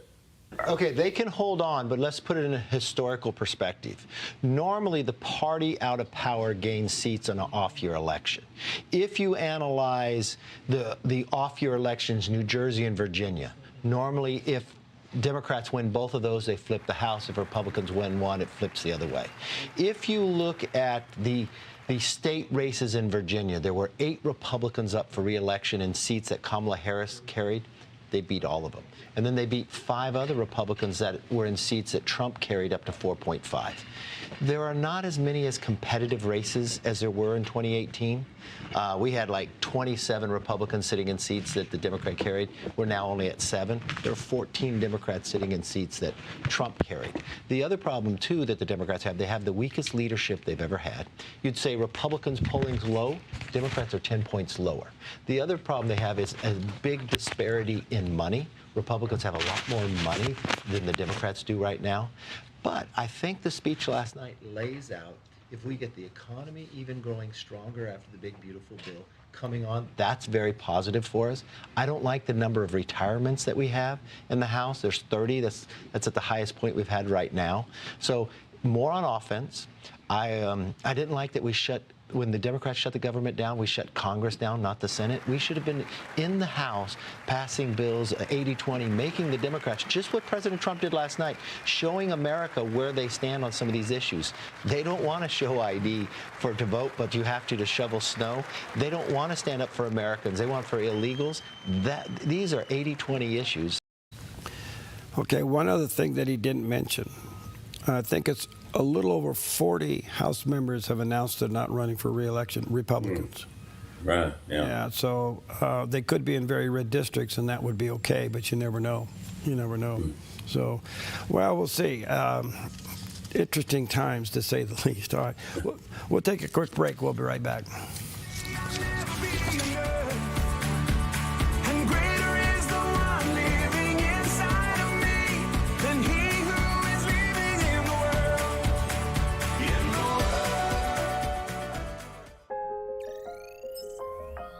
The Lennox iComfort S30 thermostat can sense changes in your environment. It even knows when you come and go. So now your home's most important system is also the smartest. Metal Masters can give you the smartest home comfort system available. It knows when you're away and adjusts when allergens and humidity get uncomfortable. Trust Metal Masters to provide perfect air for your family. Lennox. Air is life. Make it perfect. A ministry moment on the Dove. Jesus put it this way in John 5. He's talking to the Jews.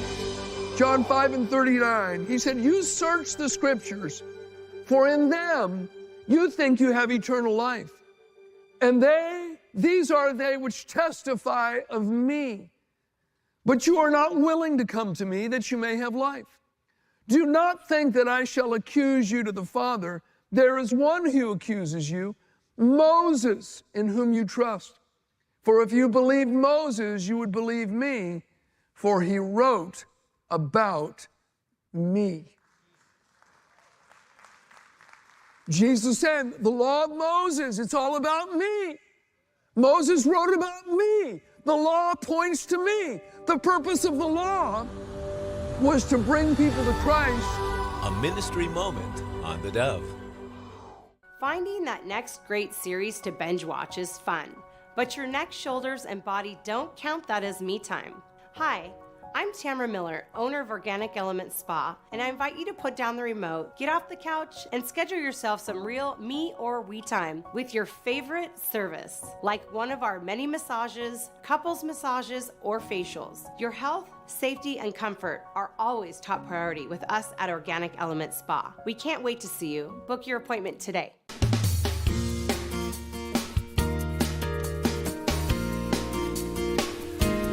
Well, welcome back. 29 past the hour. As you know, we're down to the last 2 days of a Geneva talk as to whether or not something's going to be agreed upon with Iran. Doesn't look like it. But in the meantime, the president has put heavy sanctions on Iran. And how's that going to play out before some kind of a military action? Let's check in with CBN News and get caught up.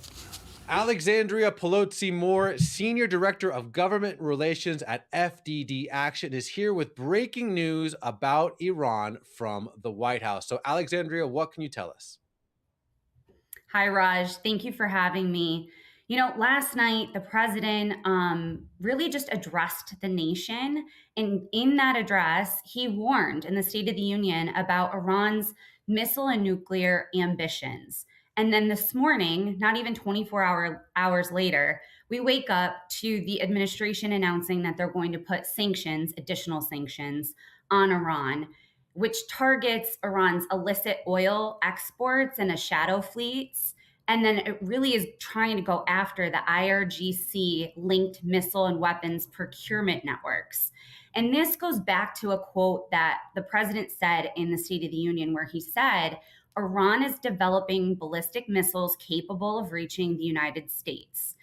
And it really stood out to me that the president's not just speaking about nuclear ambitions and nuclear targeting of Iran, why they're a threat. It goes far beyond that. And so this morning, here we are with additional sanctions right before the president's team is going to try another round of diplomatic efforts. Well, Alexandria, there are many people I know who know more about what's going on in D.C. than you, and what actually is meant when things are said from the White House or said from Congress. I want to play a quick clip from Trump last night in his State of the Union when he addressed the Iranian threat. Let's take a look. My preference is to solve this problem through diplomacy. But one thing is certain, I will never allow the world's #1 sponsor of terror, which they are by far, to have a nuclear weapon. Can't let that happen.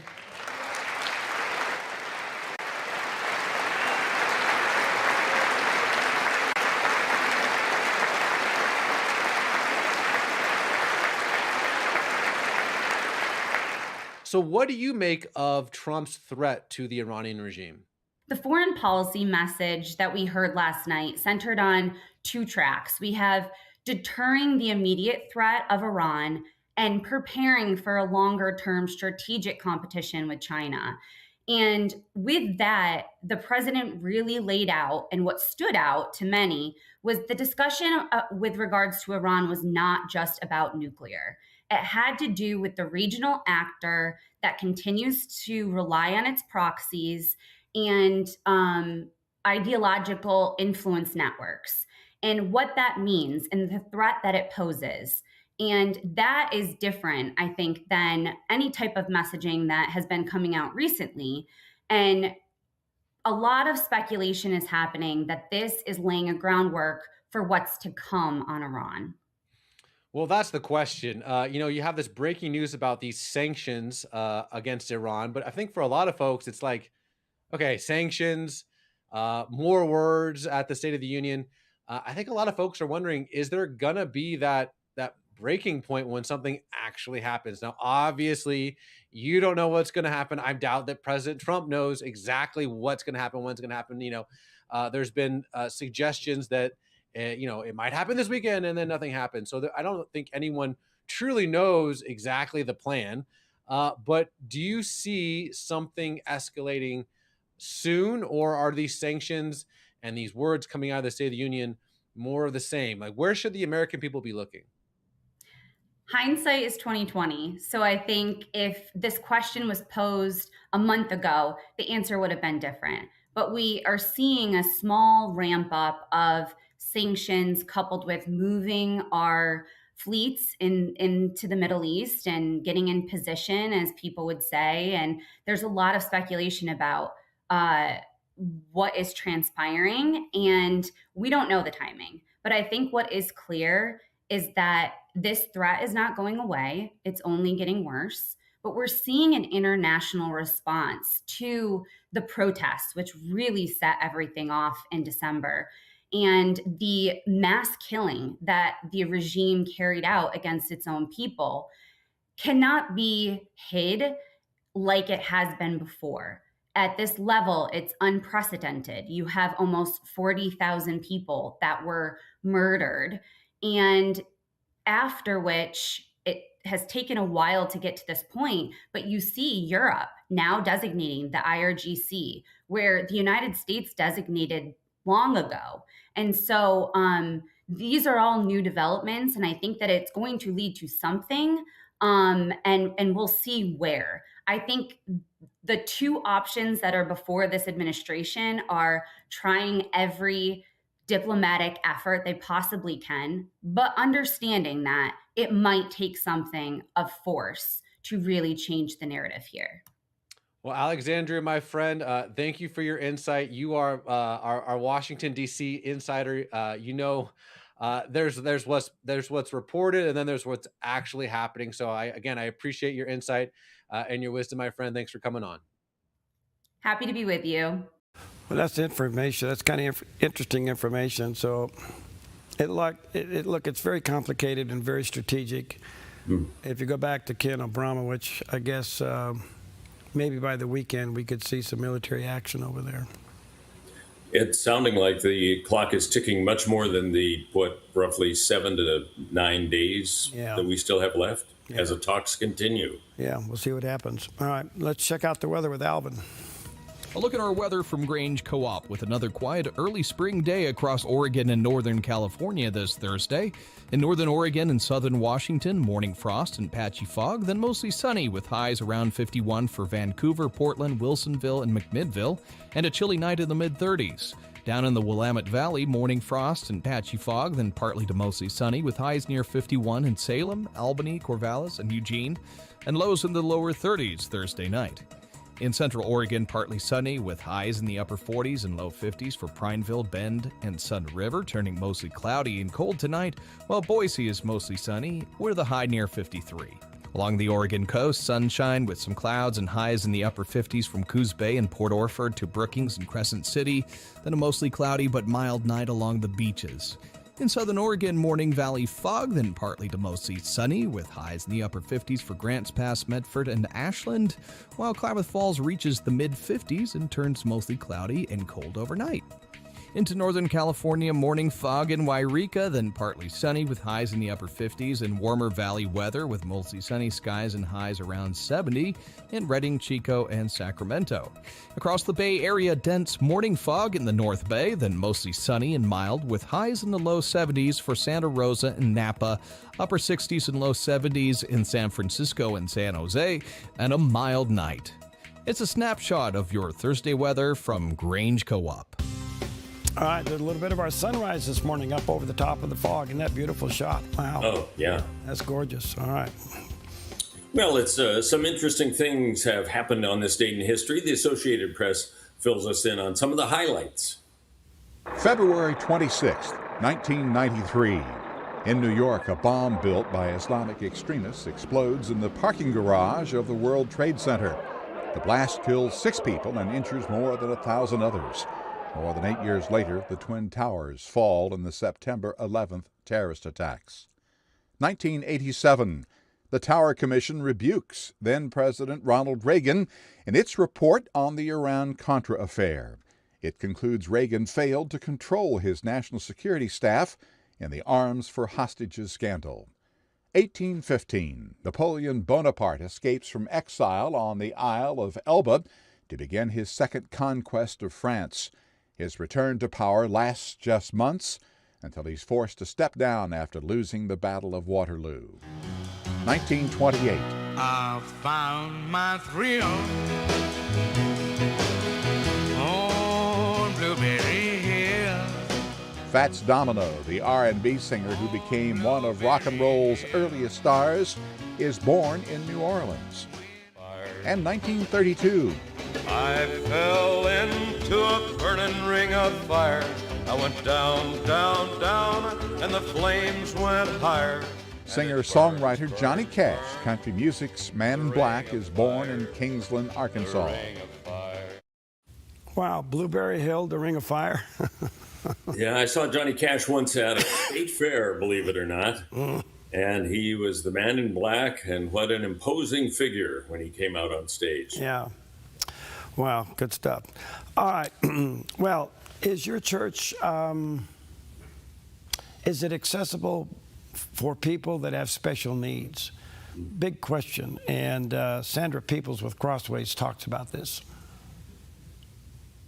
That's a great question because, again, there's so many different experiences for people with disabilities. So if you currently have people in your church that have disabilities or disability families, you can start by asking them, what barriers exist in our church that's keeping you from feeling like you're fully invested here? So maybe they're able to come to the worship service, but they're not able to come to small groups. Maybe small group is not accessible to them. Maybe they don't have opportunities to serve with their gifts because that hasn't been made accessible. So you start with the families that you have and you take steps to make sure that they're able to do everything that you consider any other disciple in your church to be able to do. Then you can call in outside help. There's organizations and communities, and you can call and say, we want to make sure that we're accessible to a person who's in a wheelchair, and they'll send somebody out and make assessments and see what that can look like. It could be that somebody with an intellectual disability, if you don't have anybody like Down syndrome. And so you ask a family in the community, can you come in and look around and answer some questions for us? Bring your staff together. If that's children's ministry, student ministry, worship ministry, everybody working together to make sure that you're taking down any barriers that they're feeling so that they can feel fully included in all of the ministries of the church. That's a great question. Great advice. Yeah, it's more than just a special parking spot in the parking lot.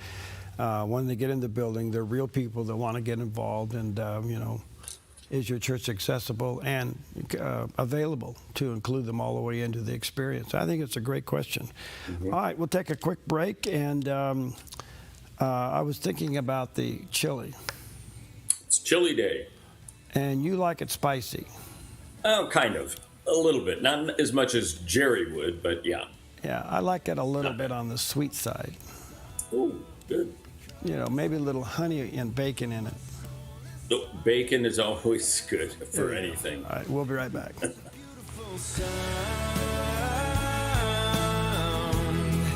It's a beautiful, beautiful sound. Hi, I'm the SOS Alarm guy, here to tell you about a great deal. SOS Alarm will not only beat any internet deal, but will install the system too. So burglars, beware. SOS Alarm for security and beyond. At Sweet Tea Express, we've got you covered. Order at the counter and our friendly service staff will do the rest. Breakfast served daily until 2 p.m. Breakfast burritos, biscuits and gravy, skillets, omelets, and more. Sweet Tea Express. Don't get caught hungry. The launch event is like a training for the younger pro-life generation to be a better pro-life advocate. I think the best part about launch was that it taught us how to argue and then put us on a college campus to argue the pro-life position. Not a lot of knowledge is required to go into launch. You just have to be pro-life and willing to learn. Join us March 23rd through 26th in Salem, Oregon. Visit ortl.org/launch for more information. Scholarships available. Please email info@jacksoncountyprolife.org. Heavenly Father, I just want to say thank you today. I don't want to pray just when I need something or when things aren't going my way. I need you all the time, no matter what is going on, and I just want to say thank you. Even though things aren't perfect, you are, and your plan for me is. Thank you for your grace, for your mercy, for your unconditional love for me. And most of all, thank you for sending your son Jesus to die for my sins to prove that unconditional love. That even while I was a sinner, he died for me. Thank you. In Jesus' name, amen. Twin Factor is brought to you on the Dove TV by Black Flag Armory. Firearms, gunsmithing, training, and the best prices in Southern Oregon. Twin Factor, weekends on the Dove TV.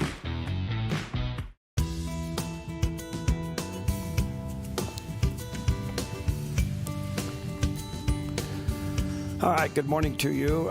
Steve and Perry here. I just saw something walk across your lap. Oh, that was a little while ago. Oh, it was a cat? Well, I have a couple little friends who hang out here. Okay, good stuff. All right, well, as I told you yesterday, I had Kenneth Abramowitz on, and have you ever heard the word kinetic? I have. In what way, though? Kinetic. Because kinetic can be a science term, Yeah, kinetic warfare. Oh, yeah. I couldn't tell you, though, what that really means. Well, I asked him the same question because he keeps using the word kinetic warfare, okay? Oh, okay. And here's what he had to say. So there's 7 forms of warfare that I monitor. Number 1 is kinetic. That means things blow up in bullets, missiles, everything that most people regard as war. Fire, blasts, noise. But there's 6 other forms of warfare that I also monitor, and that's chemical and biological, cultural. For example, you, me, everyone listening, we're cultural warriors. We fight with our words. We don't have bullets. Number 3, alternative form of warfare is economic, and then there's legal, demographic, and cyber.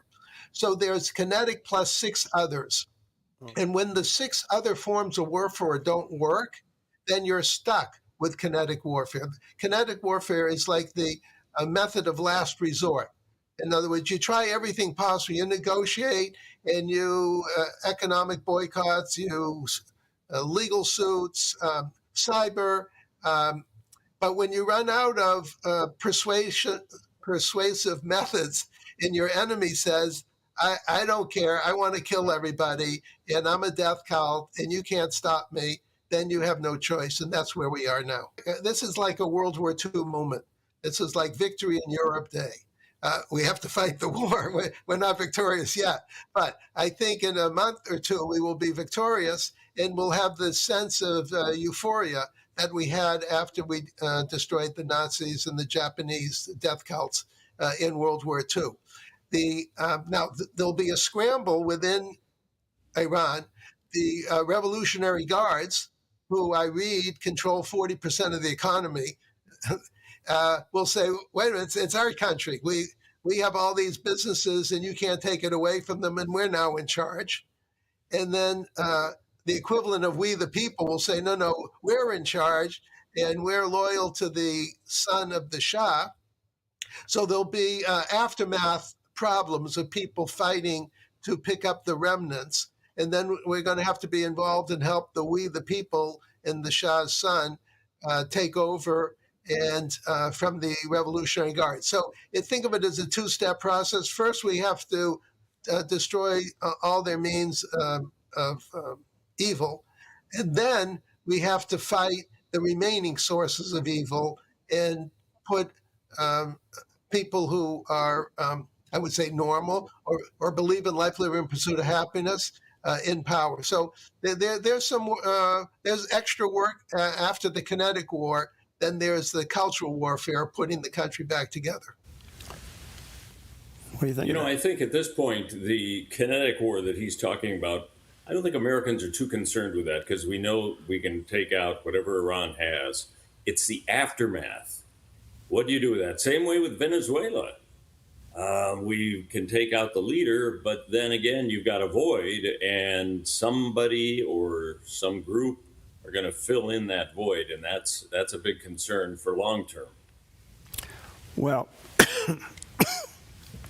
he does it very well. How do you think the American people understand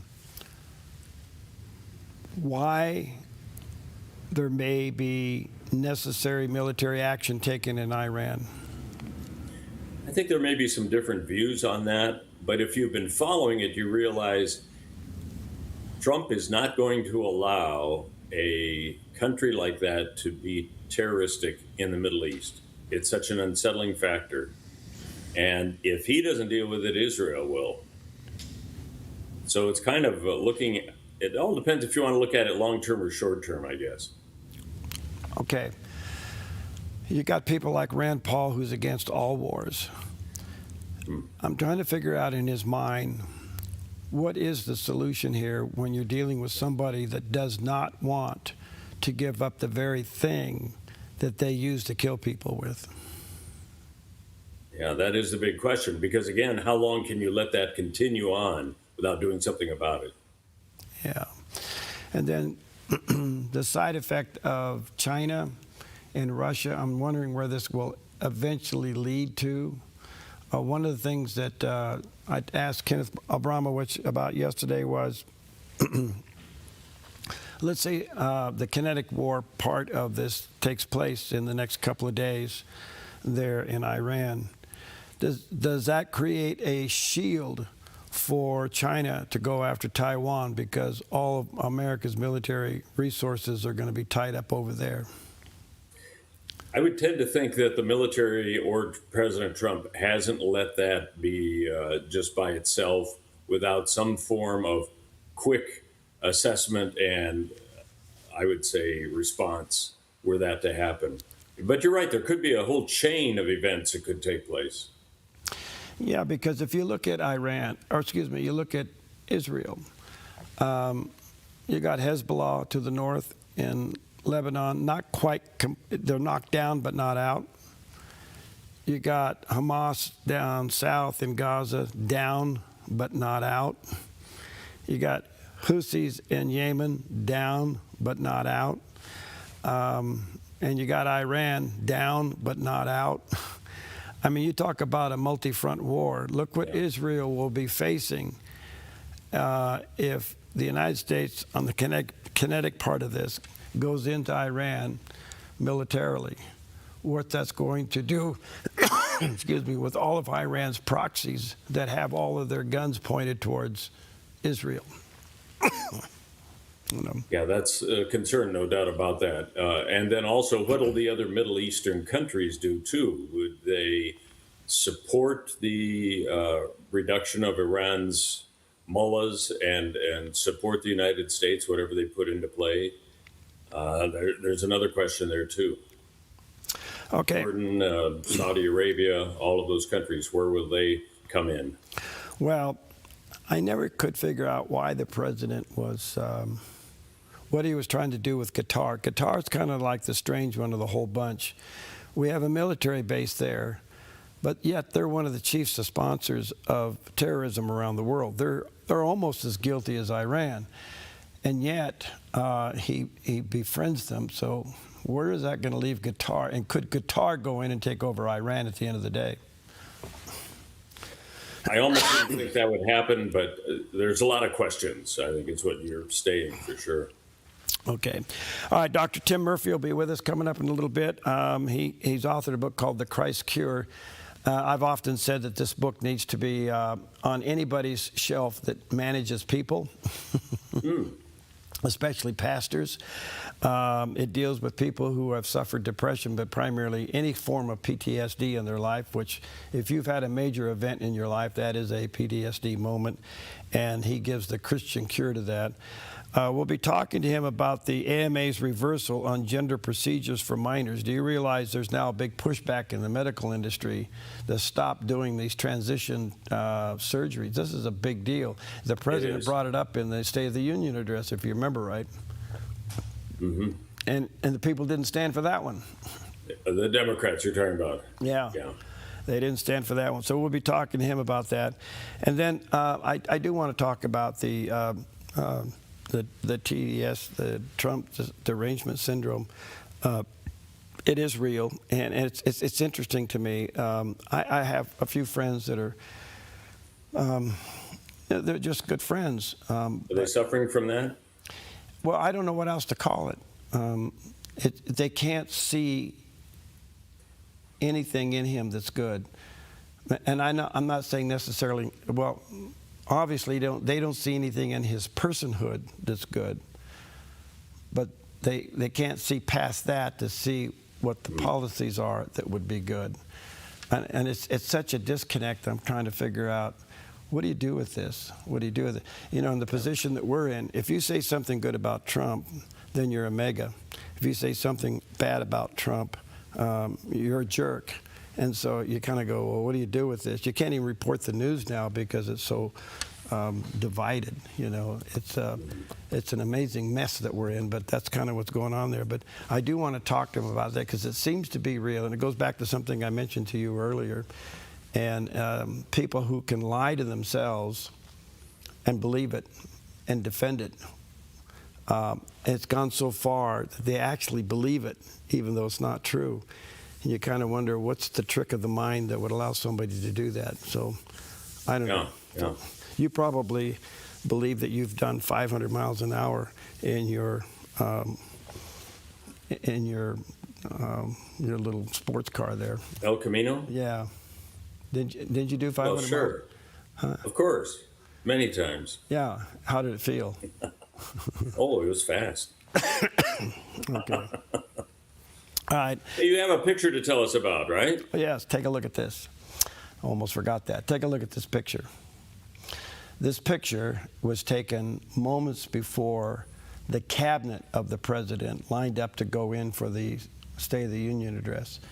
These are the members of the president's cabinet with their arms around each other praying. And there are scenes like this, other pictures in the White House, where the cabinet gets together and prays in separate rooms quite often, if not daily, in separate situations. But this is the president's cabinet in a room inside the U.S. Capitol, moments before they were to line up and then go down that long aisle to hear the President's State of the Union address. Now, folks, this ought to give you a little bit of peace that godly people have surrounded the president. I don't know where you are with him personally, but he's put together perhaps one of the most faith-based cabinets in U.S. history. And when you see the president's cabinet with their arms around each other praying, isn't that something? It is. That's a pretty amazing picture, really. Yeah, it is just an amazing deal. All right, stick around. We got some great guests. Take this scripture with you today, Psalm 86, verse 5. You, Lord, are forgiving and good, abounding in love to all who call to you. Take that with you today. All right, stick around. We got some great guests coming up. See you, buddy. Okay.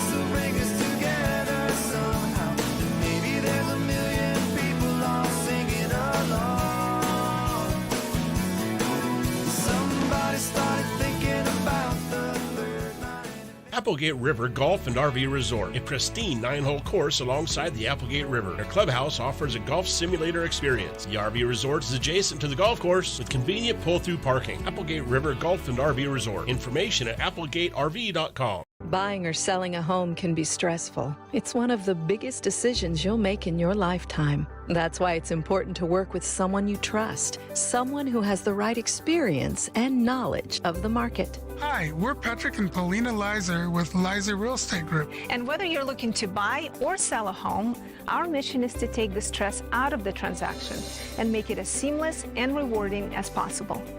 Contact us today. We look forward to working with you.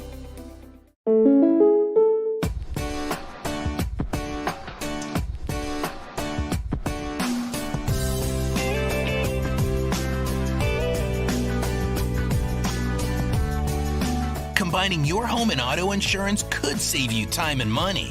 And who doesn't like that? Want surprisingly great rates on auto, home, and life? Now's the time to call State Farm agent Rory Wold in Medford. Like a good neighbor, State Farm is there. Hi, I'm Ryan Robertson, host of a brand new program on the Dove, Ministries on the Move.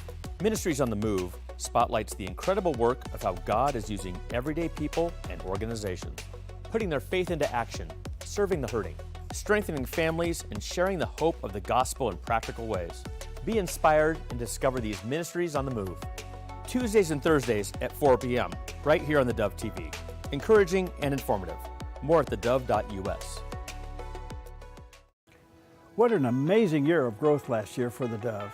You, our viewers and partners, blessed us with a new studio, a video wall to create sets for new local programming, a state-of-the-art control room, and much-needed insulation along with heating and air conditioning. Plus, you helped us renew many tower leases so we can continue to bring you the Dove all across our network and a brand new full-power TV station. And from everyone here at the Dove, a huge thank you. We could have never done this without you. Your prayers and support is allowing the Dove to bring the gospel, encouragement, and information to millions more people needing the hope of Christ worldwide. We appreciate you standing with the Dove prayerfully and financially in our mission to reach people with the good news via television, radio, and streaming online. Thank you for your continued faithful support in keeping the Dove encouraging and informative 24 hours a day. The Dove TV streams worldwide on Roku and Apple TV, plus online at thedove.us. You're watching The Dove TV, encouraging and informative for San Francisco and the Bay Area. Seen on KURK3 and these Dove TV affiliates.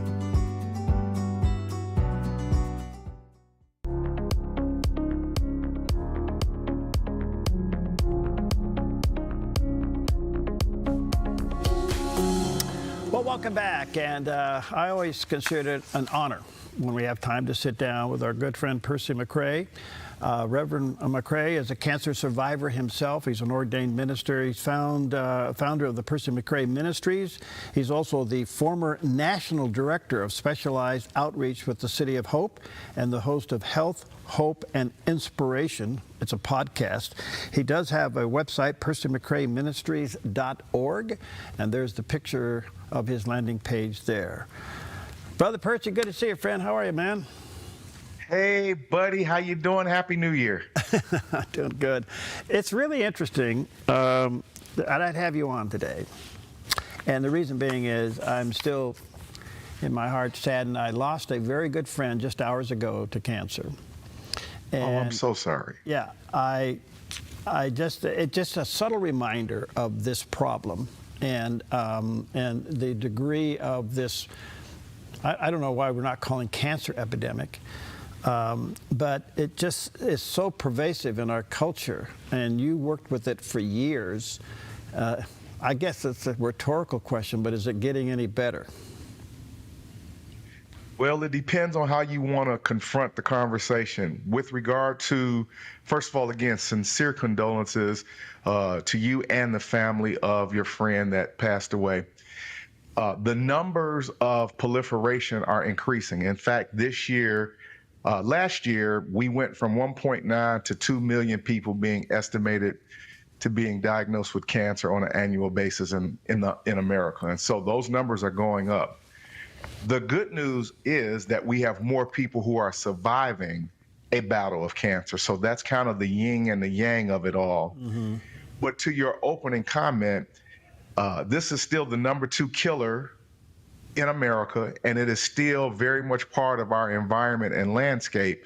And so we can't avoid this conversation no matter how we try and no matter how uncomfortable it may be for individuals. So that's the good and the bad with respect to this. All right, the other good news is there's a Reverend Percy McCrae that exists who specializes in this conversation, and I'm not afraid of this dialogue from a faith perspective. Well, that's exactly where I was going. I wanted to squeeze your heart just for a moment. I've done quite a few shows lately and interviews of people that talking about, in some cases, church attendance is going up. Some cases, church attendance is going down. You know that. You deal with that. But what's interesting to me, in a time of crisis, especially when it comes to cancer, people don't have the spiritual connection they need to literally make it through. If they're not going to church, they don't have the support base. Is the church prepared to help them with this stuff? But moreover, people are going to internet for spiritual advice, AI, to apps. We're missing a big one here because this is a big issue and it takes a lot of patience. And I know you're there and you're probably hearing it on a higher level than you did when you were inside. It is true. Well, we have to confront and come to terms with the digital space that we're in. Literally across the board, as we know, digital and virtual interaction has consumed our environment. Mm-hmm. And we can't just act like that doesn't exist. And that has invaded the spiritual space, the spiritual support space.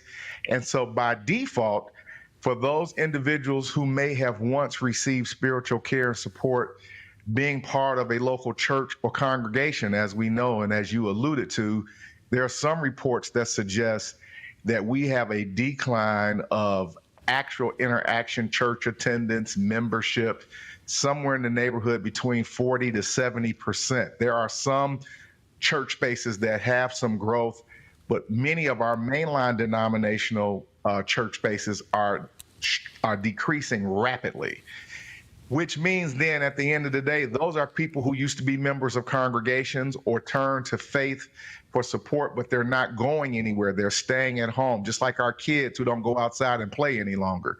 They're on a headset with a joystick, pretending that they're in the middle of World War II or back in the medieval ages.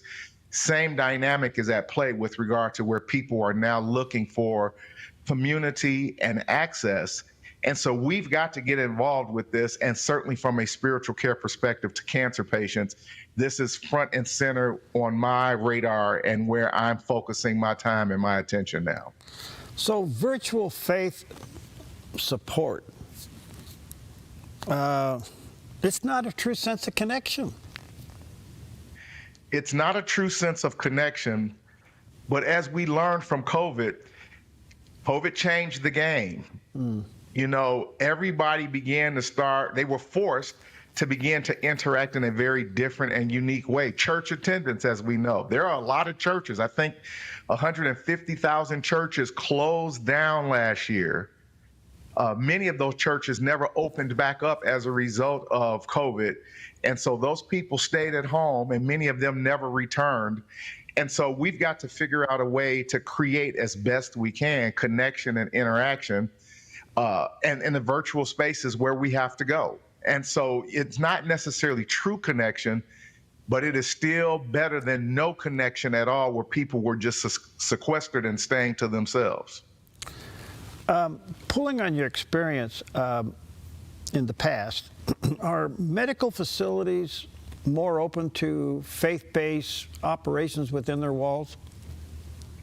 Yes, interestingly, that also is one of the trends over the last 2 years, that faith-based services and support is being increased as an awareness. Now, the give and take with that is, of course, the political correctness of the climate.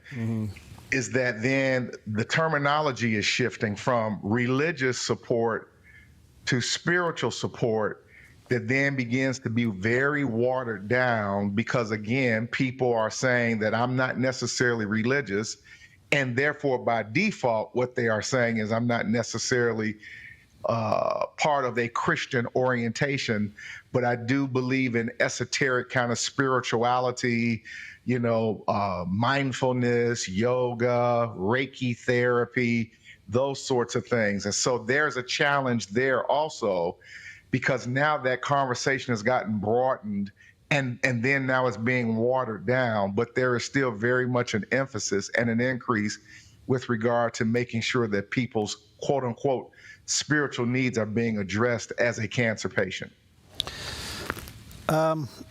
You're doing a podcast. You're hearing from listeners all over. And congratulations, by the way. I understand it's very successful. And it needs to be because you got the answer.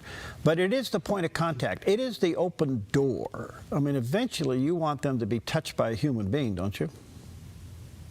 Eventually we do. We certainly want to encourage people to gain agency through community.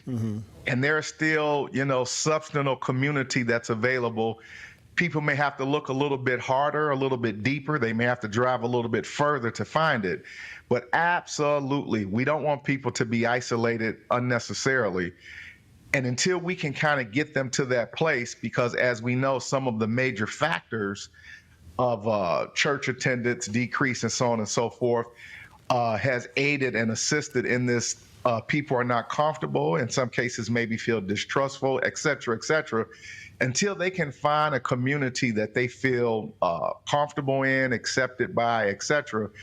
Then we have to bridge that gap. We have to create a bridge, and that's what Percy McCray Ministries has been designed to do with our channel, what we do on Thursday night with prayer for cancer patients and their family members, all of the interviews that we do with doctors, nutritionists, people who have gone through this experience, so people can at least tap into some information until they can find some community and some human contact. You were national director there at the City of Hope, and that organization is known for dealing with the whole person, right? Correct, and a lot of research, so that's kind of their primary areas. But dealing with the whole person is what you brought in, the spiritual dimension of the whole person. It was more than just medicine and treatment. There's a soul there, there's a person there. And yeah, the holistic approach, whole person care, mental, emotional, spiritual, and along with good medical advocacy. So again, a complementary approach, because again, if you're treating just the human body, but there's something else going on or disconnected from a life source perspective, and we're talking about our spirit now, in many cases, we saw patients who declined receiving excellent medical care, but they weren't being spiritually nurtured or empowered And so, yeah, we have to have both of those working in tandem with each other for sure. All right, that's where I want to go. So let me take a break here. I want to come back and drill down on that. Let me say to our viewers and listeners, check out Percy's podcast. I think you'll find that to be very helpful and a resourceful health and hope and inspiration podcast. And of course, all that can start through his new website, percymccraeministries.org. And there's a picture of his landing page. When I grow up, I want to have his smile. We'll be right back. You feel most alive where you feel most at home. And this is living. Bobcat, the company that changed the way the world works, is coming home with a quality compact tractor built to match your quality of life. This isn't work you have to do. It's work you get to do. So get it done in a tractor that's all you. See your dealer or visit bobcat.com. Finding that next great series to binge watch is fun, but your neck, shoulders, and body don't count that as me time. Hi, I'm Tamara Miller, owner of Organic Element Spa, and I invite you to put down the remote, get off the couch, and schedule yourself some real me or we time with your favorite service, like one of our many massages, couples massages, or facials. Your health, safety, and comfort are always top priority with us at Organic Element Spa. We can't wait to see you. Book your appointment today.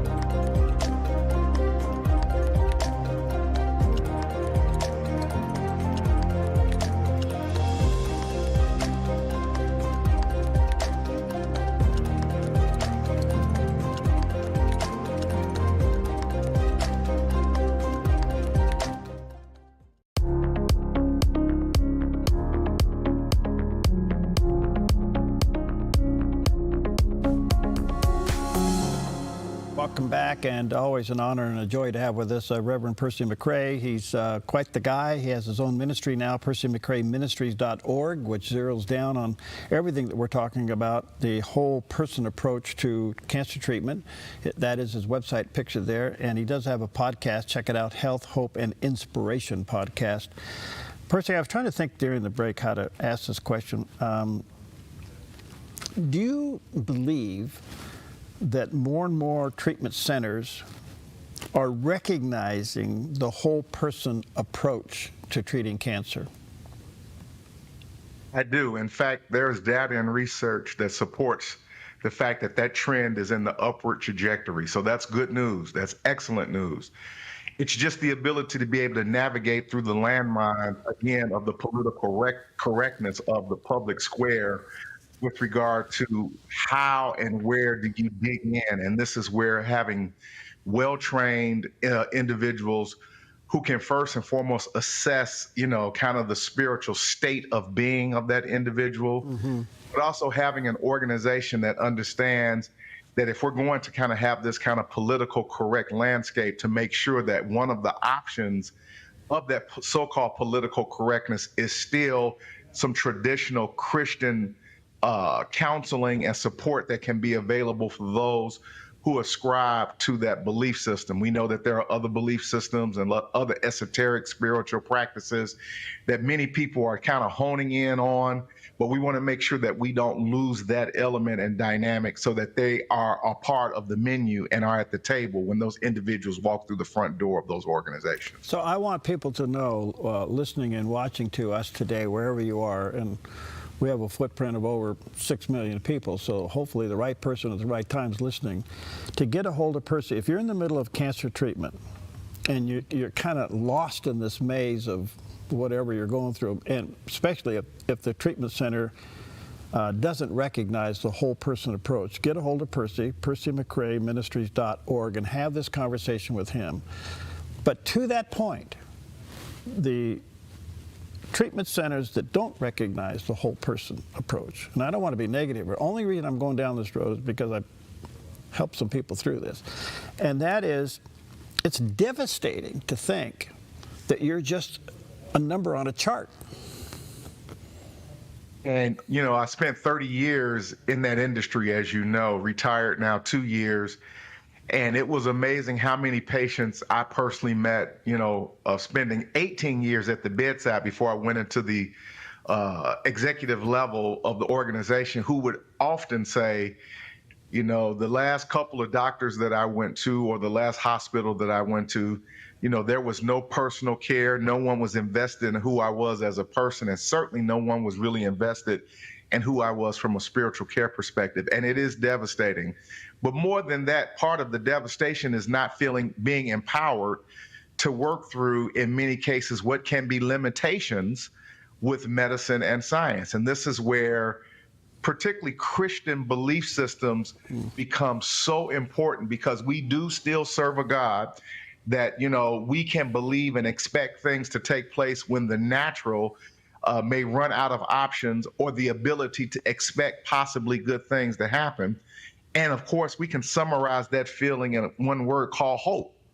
Where there is no hope, the Bible says, the heart is made sick. Mm-hmm. And so we need to continue to tap into and help people to be able to hold on to the hope of God and the faith of God that potentially may turn their situation around, or while they're working through some of the more negative aspects of treatment and care, which happens to a lot of cancer patients, and they begin to feel hopeless, they begin to experience depression, and may want to just say, I don't want to do this any longer, when potentially there's still yet light at the end of the tunnel. Because we're living in a culture, and you've mentioned it several times here, the political correctness that interrupts some of this stuff. That it's a reality, and it's a frustration, and sometimes it's a big hurdle. And in that, there is no value of life. They just don't value life, and you run into that, and it's a serious obstacle. In one case, I remember working with a family, actually advising them to leave that institution and go somewhere else, because they just weren't getting it. And that brings into question sometimes the motive, and I want to say this, I don't like saying this, but I just want to put it on the table. Sometimes you even have to check the heart of palliative care. What's its motive? You know, is it really there to help, or is it there to open up a bed? What it is, yeah, it's the push and pull again at the heart of our core Christian values. Right. Is the fact that we are human, but we're connected to a triune God who created heaven and earth. And so everything is not reliant upon what we can muster up in our own ability, right? Mm-hmm. And a lot of historic medical approaches, and in the example that you just cited, basically places all of the burden on what we can do in our own humanity, how smart the doctors are or are not, how great the technology is or is not, how great the medicine is or isn't. And all of that has a limitation. All of that has a inroad. I used to, on the road when I am preaching and teaching, I would often say that we have to remember that doctors are only practicing medicine. Mm-hmm. They're only practicing.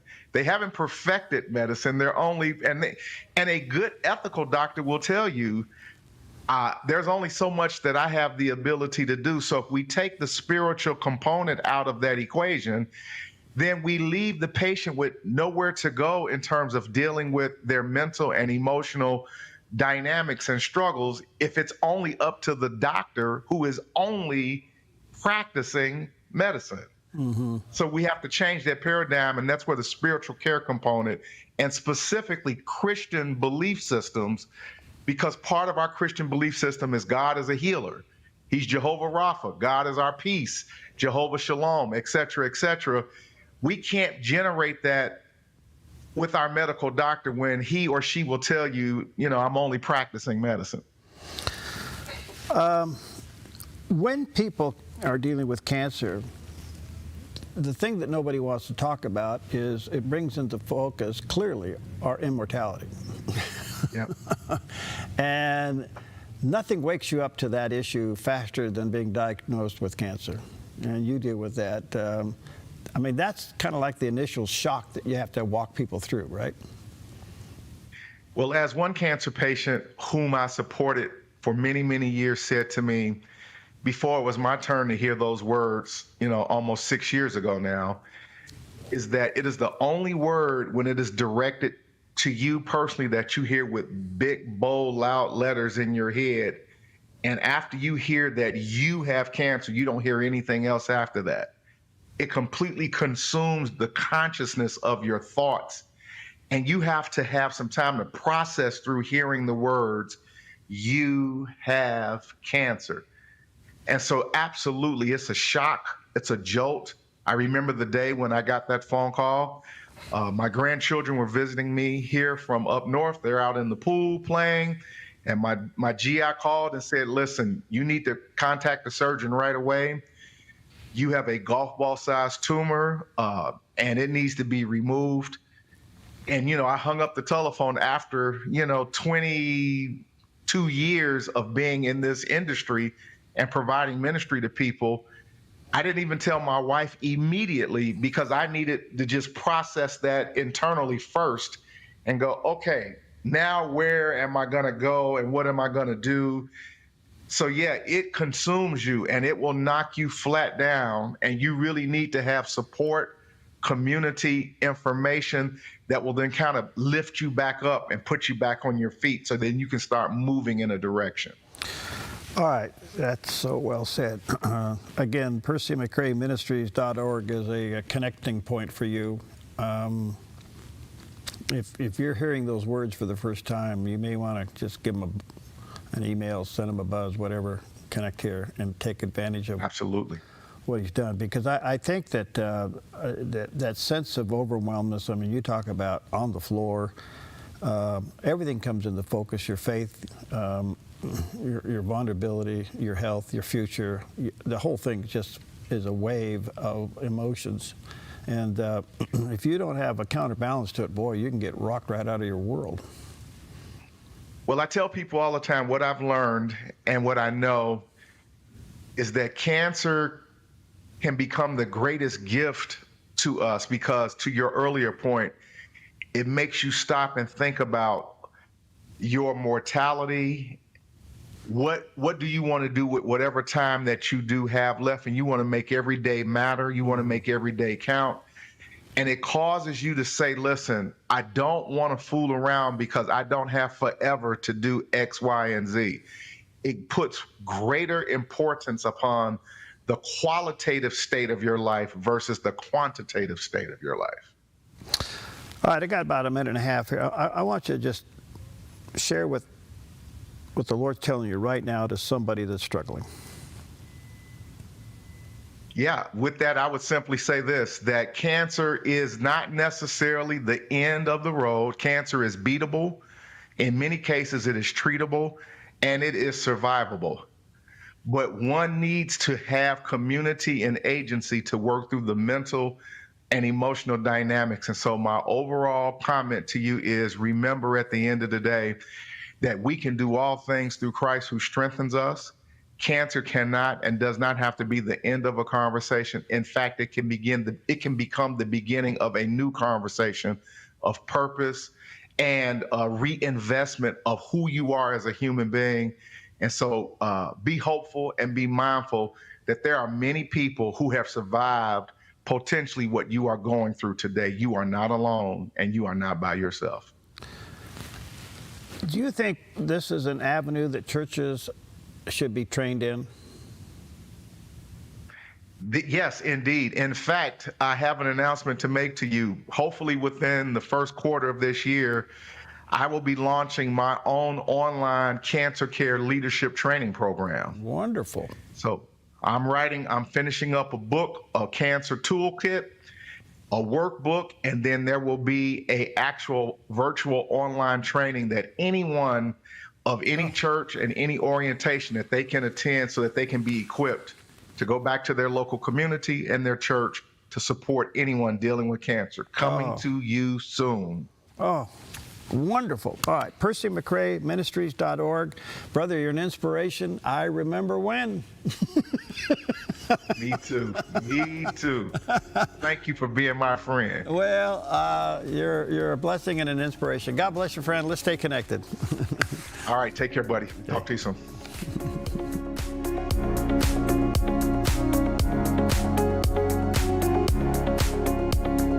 Applegate River Golf and RV Resort, a pristine 9-hole course alongside the Applegate River. Their clubhouse offers a golf simulator experience. The RV Resort is adjacent to the golf course with convenient pull-through parking. Applegate River Golf and RV Resort. Information at applegateRV.com. The launch event is like a training for the younger pro-life generation to be a better pro-life advocate. I think the best part about launch was that it taught us how to argue and then put us on a college campus to argue the pro-life position. Not a lot of knowledge is required to go into launch. You just have to be pro-life and willing to learn. Join us March 23rd through 26th in Salem, Oregon. Visit ortl.org/launch for more information. Scholarships available. Please email info@jacksoncountyprolife.org.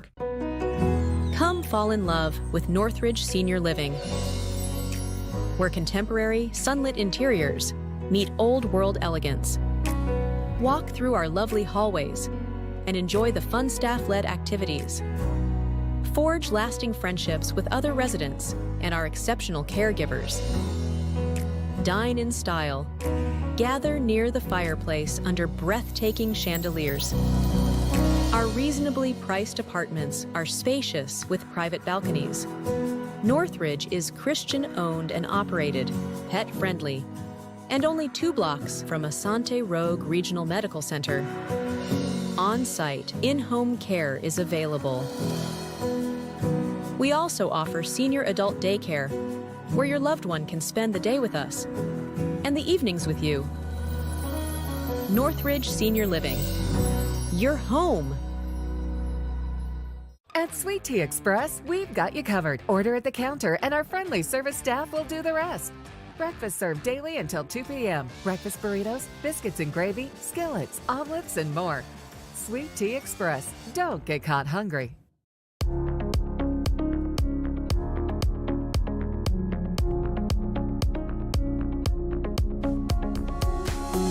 Well, welcome back, and I've been looking forward. It's been a long time since we've had Frank Turek back with us. He is the founder and the president of the Christian Apologetics Ministry, crossexamine.org. And Frank's quite a guy. We've been praying for him. He was a very close friend of Charlie Kirk. He was there the day that he was assassinated. And he's joining us today to talk about Charlie's last book called The Stop in the Name of God: Why Honoring the Sabbath Will Transform Your Life. He does have a website, 45books.com, and there's a picture of the cover of the book there, and also there's a picture of the website. Frank, good to see you, friend. How are you? Hey, Curry, thanks for having me on. This book, by the way, is the last thing Charlie did in terms of a book, and I had the opportunity to edit it. I didn't have to edit much. The young man was brilliant. And it's not just a book about the Sabbath. I know that's the title of it. That's the focus of it. But it's also a book that deals with evidence for the Christian faith. So it's an apologetics book as well. First couple of chapters, he's talking about evidence for God. So it's a little bit broader than the title suggests. So it's a very good read. And Erica Kirk wrote the foreword to it, of course, after Charlie's martyrdom. And if you can get through that without crying, I don't know how you do that. I don't know either. Frank, how are you doing? It's been 5 months you were there, very much there. And I'm not over it. A lot of people aren't over it. How are you doing, friend? Well, you know, every day I wake up, first thing I think about is Charlie. Last thing I think about before I go to bed is Charlie, but that's to be expected. And what we have to do is press on. Charlie, of course, is with the Lord now, and the struggle continues down here.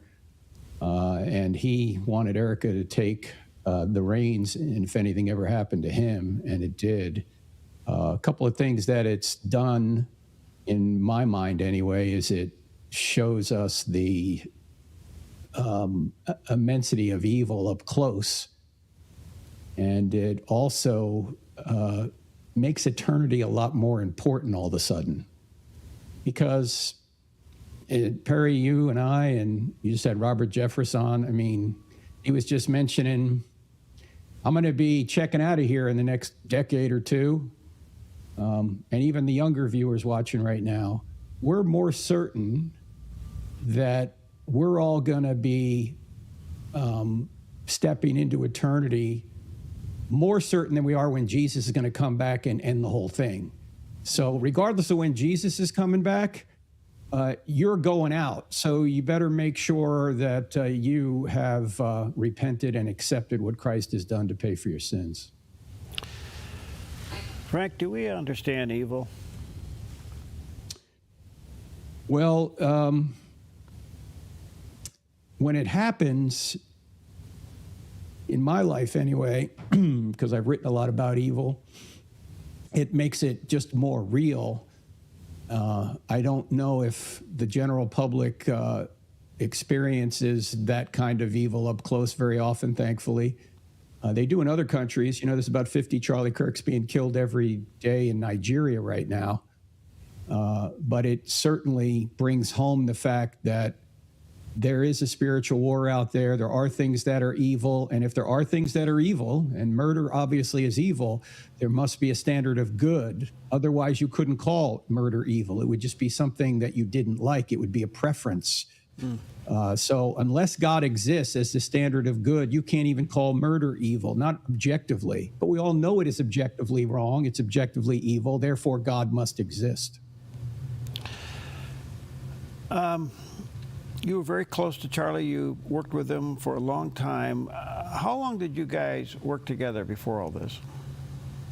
6 years ago, January, well, a little over 6 years ago, January 2020, he emailed our organization and he just said, I've been watching your videos and they've helped me out a lot. Here's what I do. I want to get to know you better. So he and I became fast friends. And especially this past summer, we spent a fair amount of time together. I went out to Phoenix on 4 occasions for he and I to sit down and talk about the most difficult questions we get as Christians on campus and how to better answer them. And so we would, you know, iron sharpens iron. We'd go back and forth and we'd have other folks in the room with us. And then Charlie and I at night would go on these long walks around his neighborhood and just talk about all these different issues and how to refine our answers to get better at them. So that's why I was with him when he was murdered, because I had flown in 2 or 3 days before, and he and I were spending a couple of days together to get ready for the tour. And he said, hey, why don't you just come with me to the first event? I was like, yeah, why not?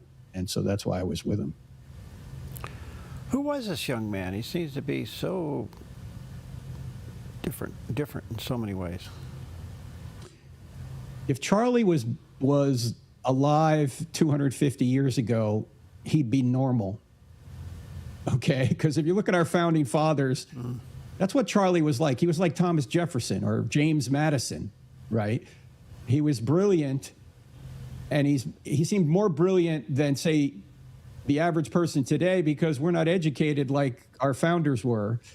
We have too many distractions and too much misinformation that comes across our psyche that we're not quite as sharp as the folks 250 years ago. But Charlie was way beyond his age in terms of maturity at 31 years old.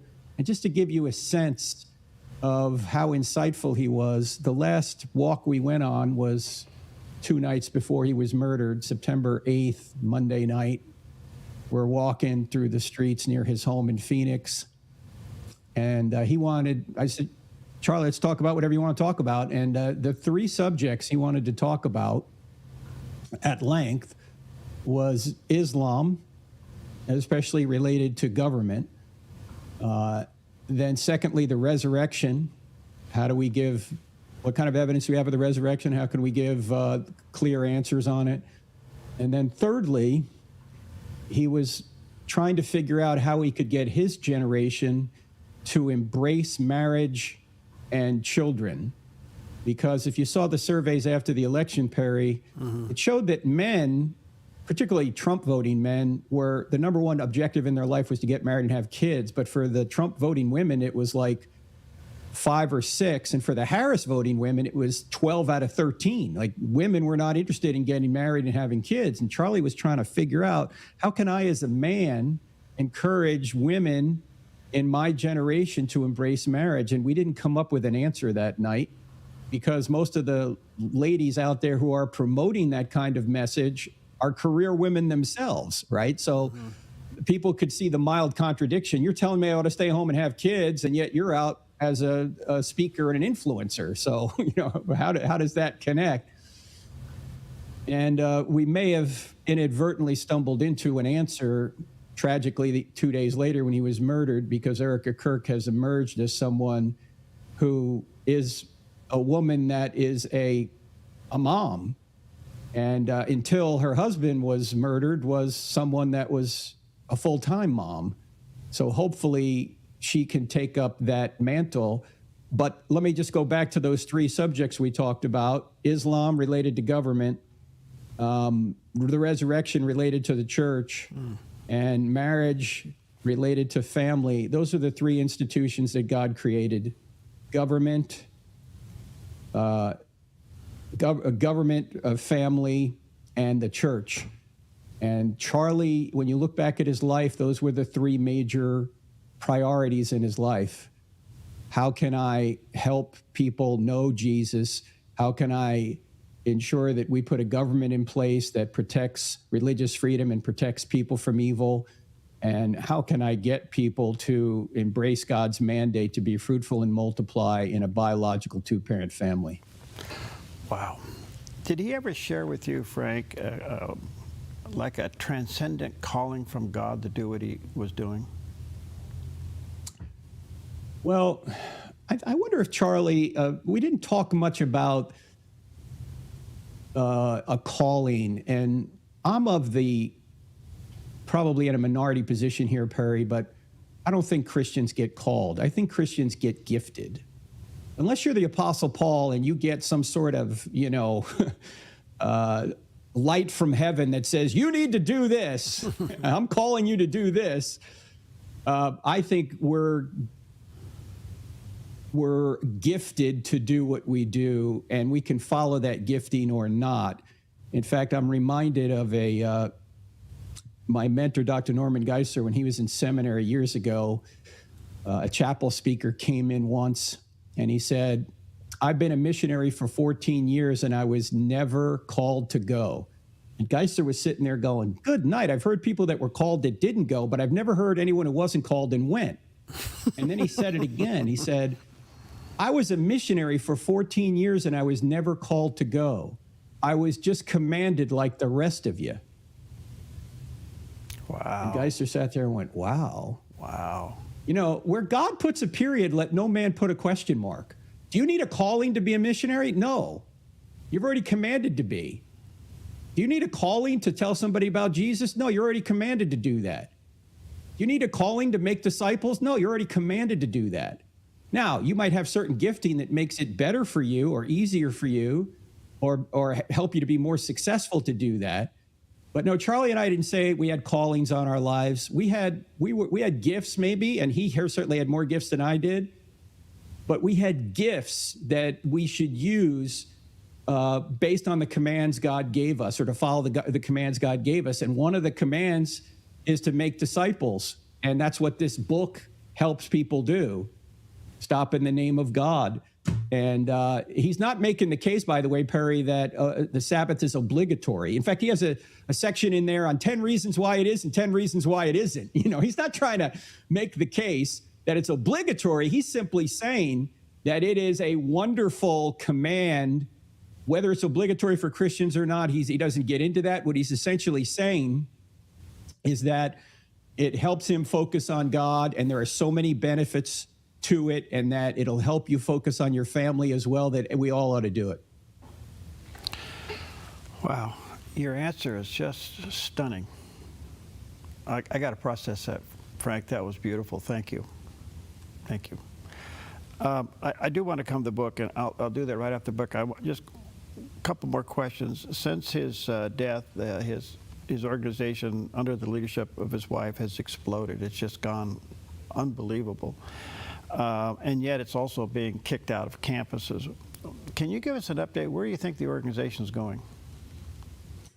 Well, with Eric in charge, it's going in the right direction, I can tell you that, because, she was an accomplished woman before she met Charlie. After they began having kids, she was staying home. But prior to that, she was not only Miss Arizona, but she also opened 2 businesses and successful businesses. One of them had to do with reading the Bible through in a year, and another was a clothing line. So she's someone that is accomplished in an organization already. Obviously, right now, with the grief and all the sinister attacks against her, which are just despicable. If she cries too much, she's grieving too much. If she smiles too much, she's not grieving enough. She can't win in that regard with some people. Mm-hmm. And if you noticed that the apostles and Jesus call Satan a murderer, a liar, an accuser, and a slanderer who creates confusion. Notice we had a murderer on September 10th, and since then, we've had slander, accusations, lies, and confusion. Mm-hmm. This is called spiritual warfare. Of course, Satan is going to attack the largest evangelistic event in history, and that was Charlie's memorial service, where about 100 million people were watching live. There were over 200,000 people in the area when it happened, about 75 or 80,000 in the arena, and another arena next to us had another 30 or 40,000, and there's people all over the place outside. And then the last number I heard, as of November, 1.2 billion people around the world saw some of that memorial service, where it was just the gospel presentation one after another, not to mention the music. Of course, Satan is going to try and attack that, and that's what's happened.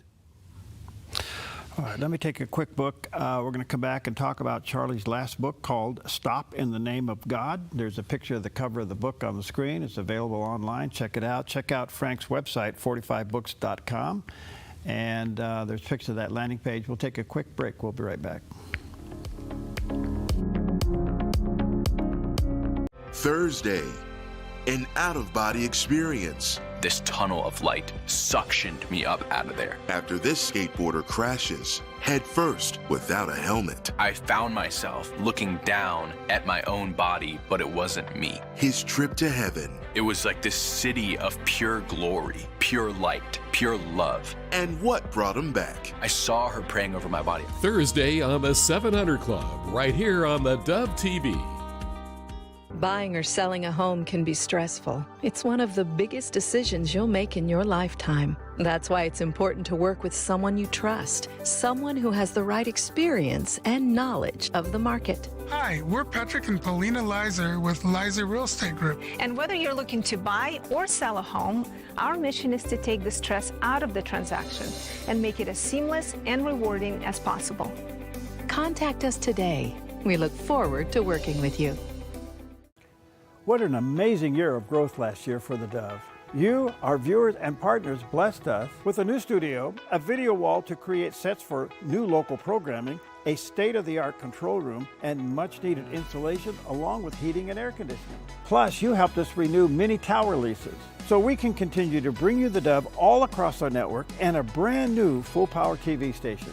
And from everyone here at theDove, a huge thank you. We could have never done this without you.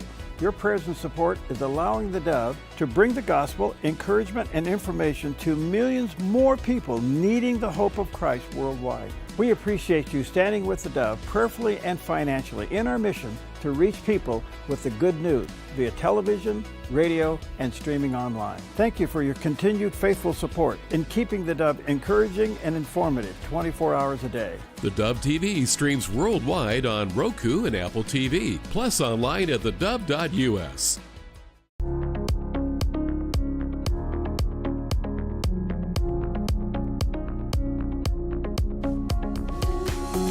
Welcome welcome back, and such an honor to have with us today Frank Turek, founder and the president of Christian Apologetic Ministry, crossexamine.org. By the way, that's your website. I apologize for that, Frank. So if you want to connect with Frank, the website is crossexamine.org.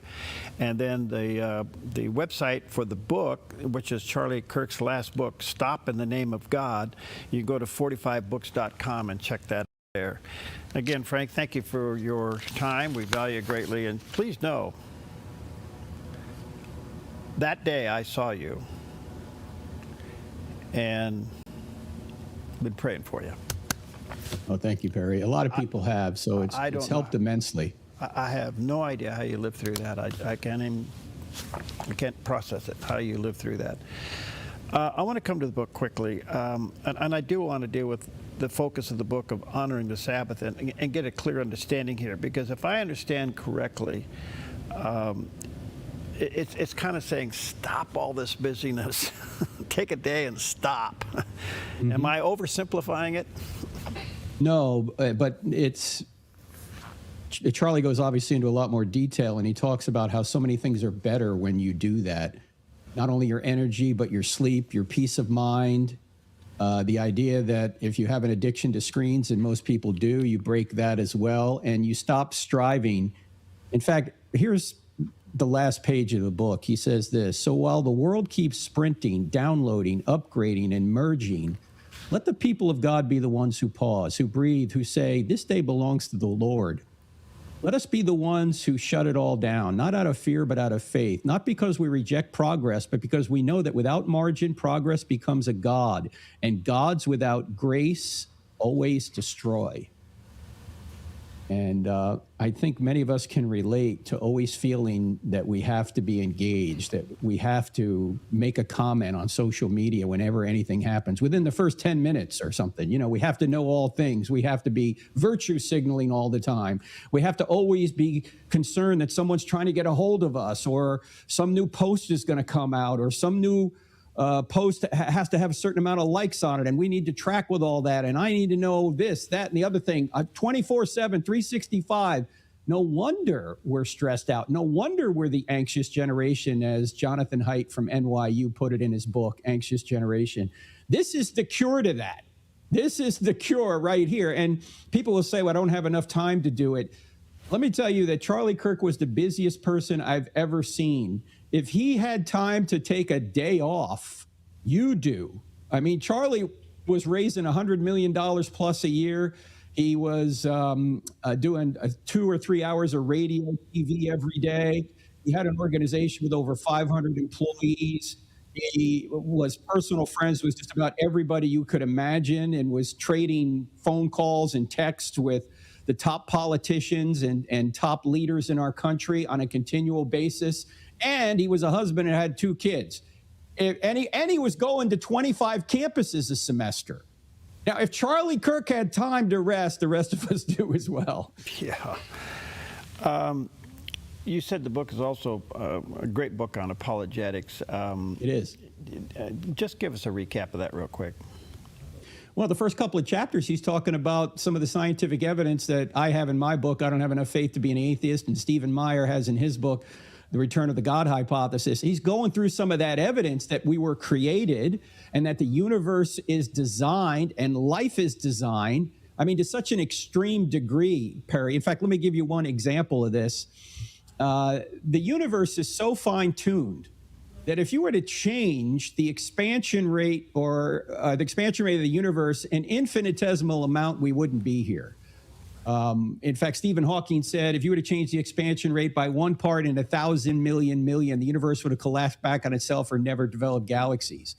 If the gravitational force was different from the strong nuclear force by 1 part in 10 to the 40th power, we wouldn't exist. You say, what's 1 in 10? What's 1 in 10 to the 40th power? It's 1 part in 1 with 40 zeros following it. Mm-hmm. You say, Frank, I can't get my head around that number. Let me give you an illustration. Take the entire North American continent from Central America all the way to Greenland, the 51st state, okay? And stack it in dimes all the way to the moon. That's 238,000 miles. And then, Perry, Do that on 1 billion other North American continents. Stack it in dimes all the way to the moon. Then take all those piles, put them in one humongous pile, mark 1 dime red, mix it in, blindfold a friend, throw him on that pile, ask him to pick 1 dime at random. The chance he would pick that 1 marked red dime is 1 chance in 10 to the 40th power. That's how fine-tuned this universe is. And that's just one of dozens of parameters. Change any one of them, we don't exist. What does this all imply? There's a designer.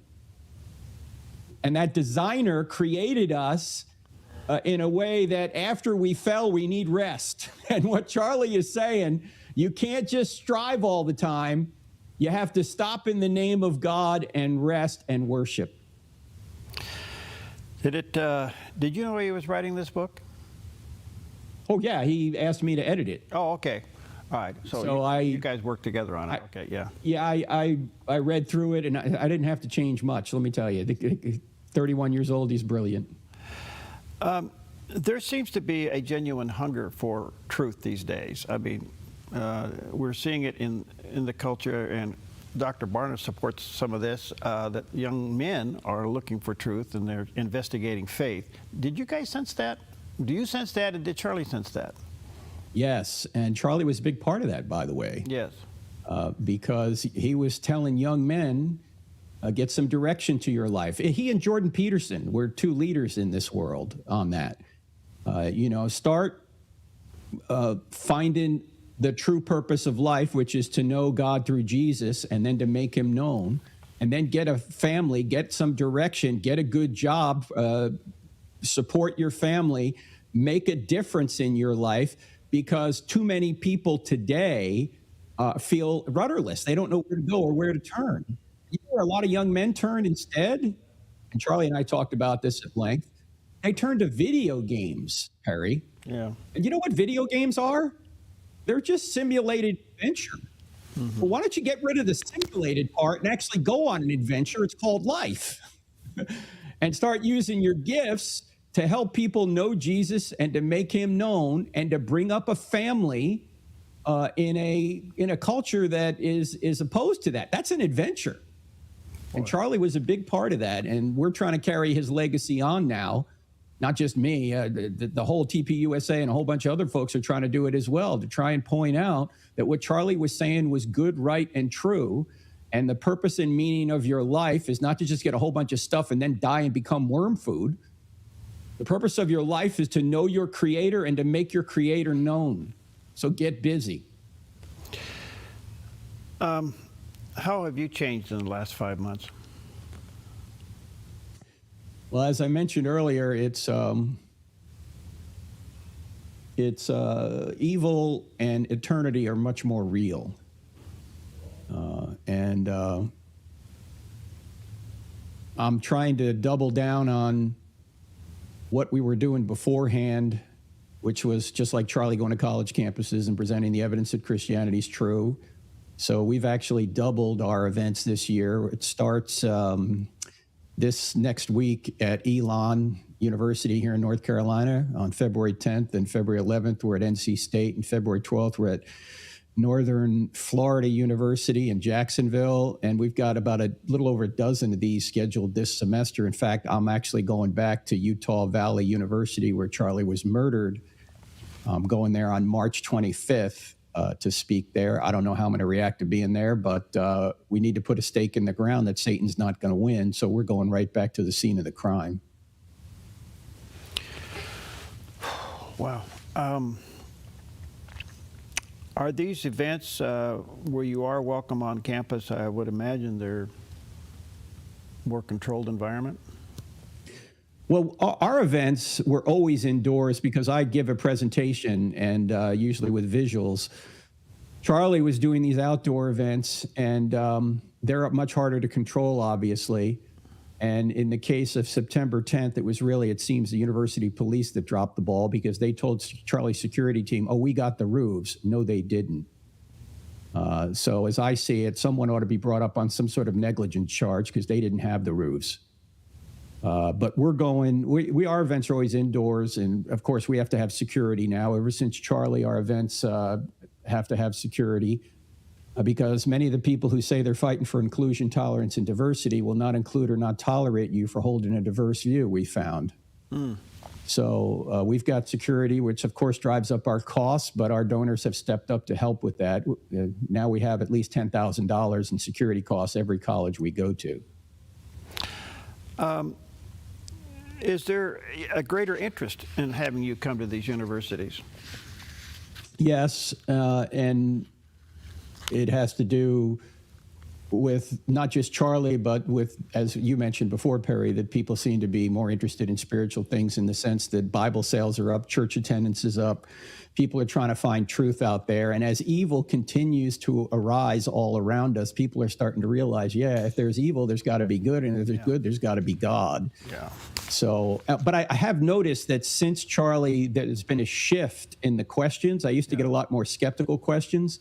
Now I'm getting more questions about how can I bring my non-Christian friend to Jesus? In other words, the vibe has shifted from skepticism to evangelism on college campuses. Wonderful. Frank, thank you for your time.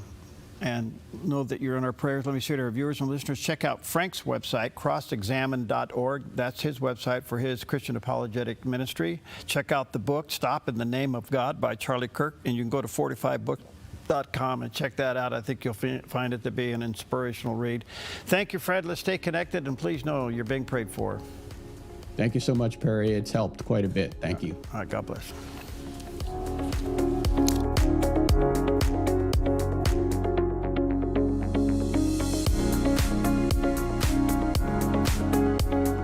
Here's a recipe for a great morning. Get plenty of rest. Spend quality time with God. Have a good breakfast. Then add a generous helping of Perry, Jerry, and Mornings on the Dove. They'll get you ready for the day with encouragement and information. Good morning to you. Happy Monday. Here we are. Mixing in the latest news, weather to plan your day, an inspiring reminder from God's Word, baked with timely insights and discussions on today's headlines. Do you realize how many headlines are out there this morning? Oh, man. And of course, lots of laughs, fun, and encouragement they're famous for.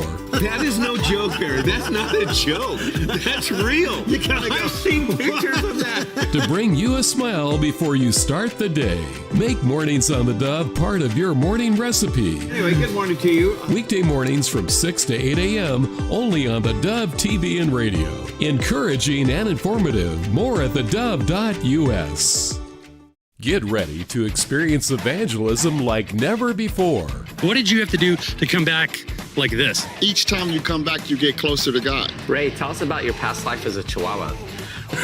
Will the Master on the Dove TV delivers thought-provoking interviews between their dynamic co-host team and captivating witnessing encounters. Have you ever read the Bible? I read the first page. You haven't got past this page. Tackling hard questions with biblical wisdom and bold street witnessing that will leave you inspired and equipped to share your faith. Since 1934, Grange Co-op has been more than just a store. We've been a cornerstone of our community, owned by people like you. We proudly offer top-quality farm and ranch supplies, including our own Rogue feed, as well as workwear, Western apparel, garden essentials, and pet care products. By signing up as a Grange Rewards customer, you not only enjoy exclusive benefits like special offers and 1% back on most purchases, but you also become part of something bigger, a cooperative that you own and help shape. Join Grange Rewards today. Ministries on the Move spotlights how God is using everyday people.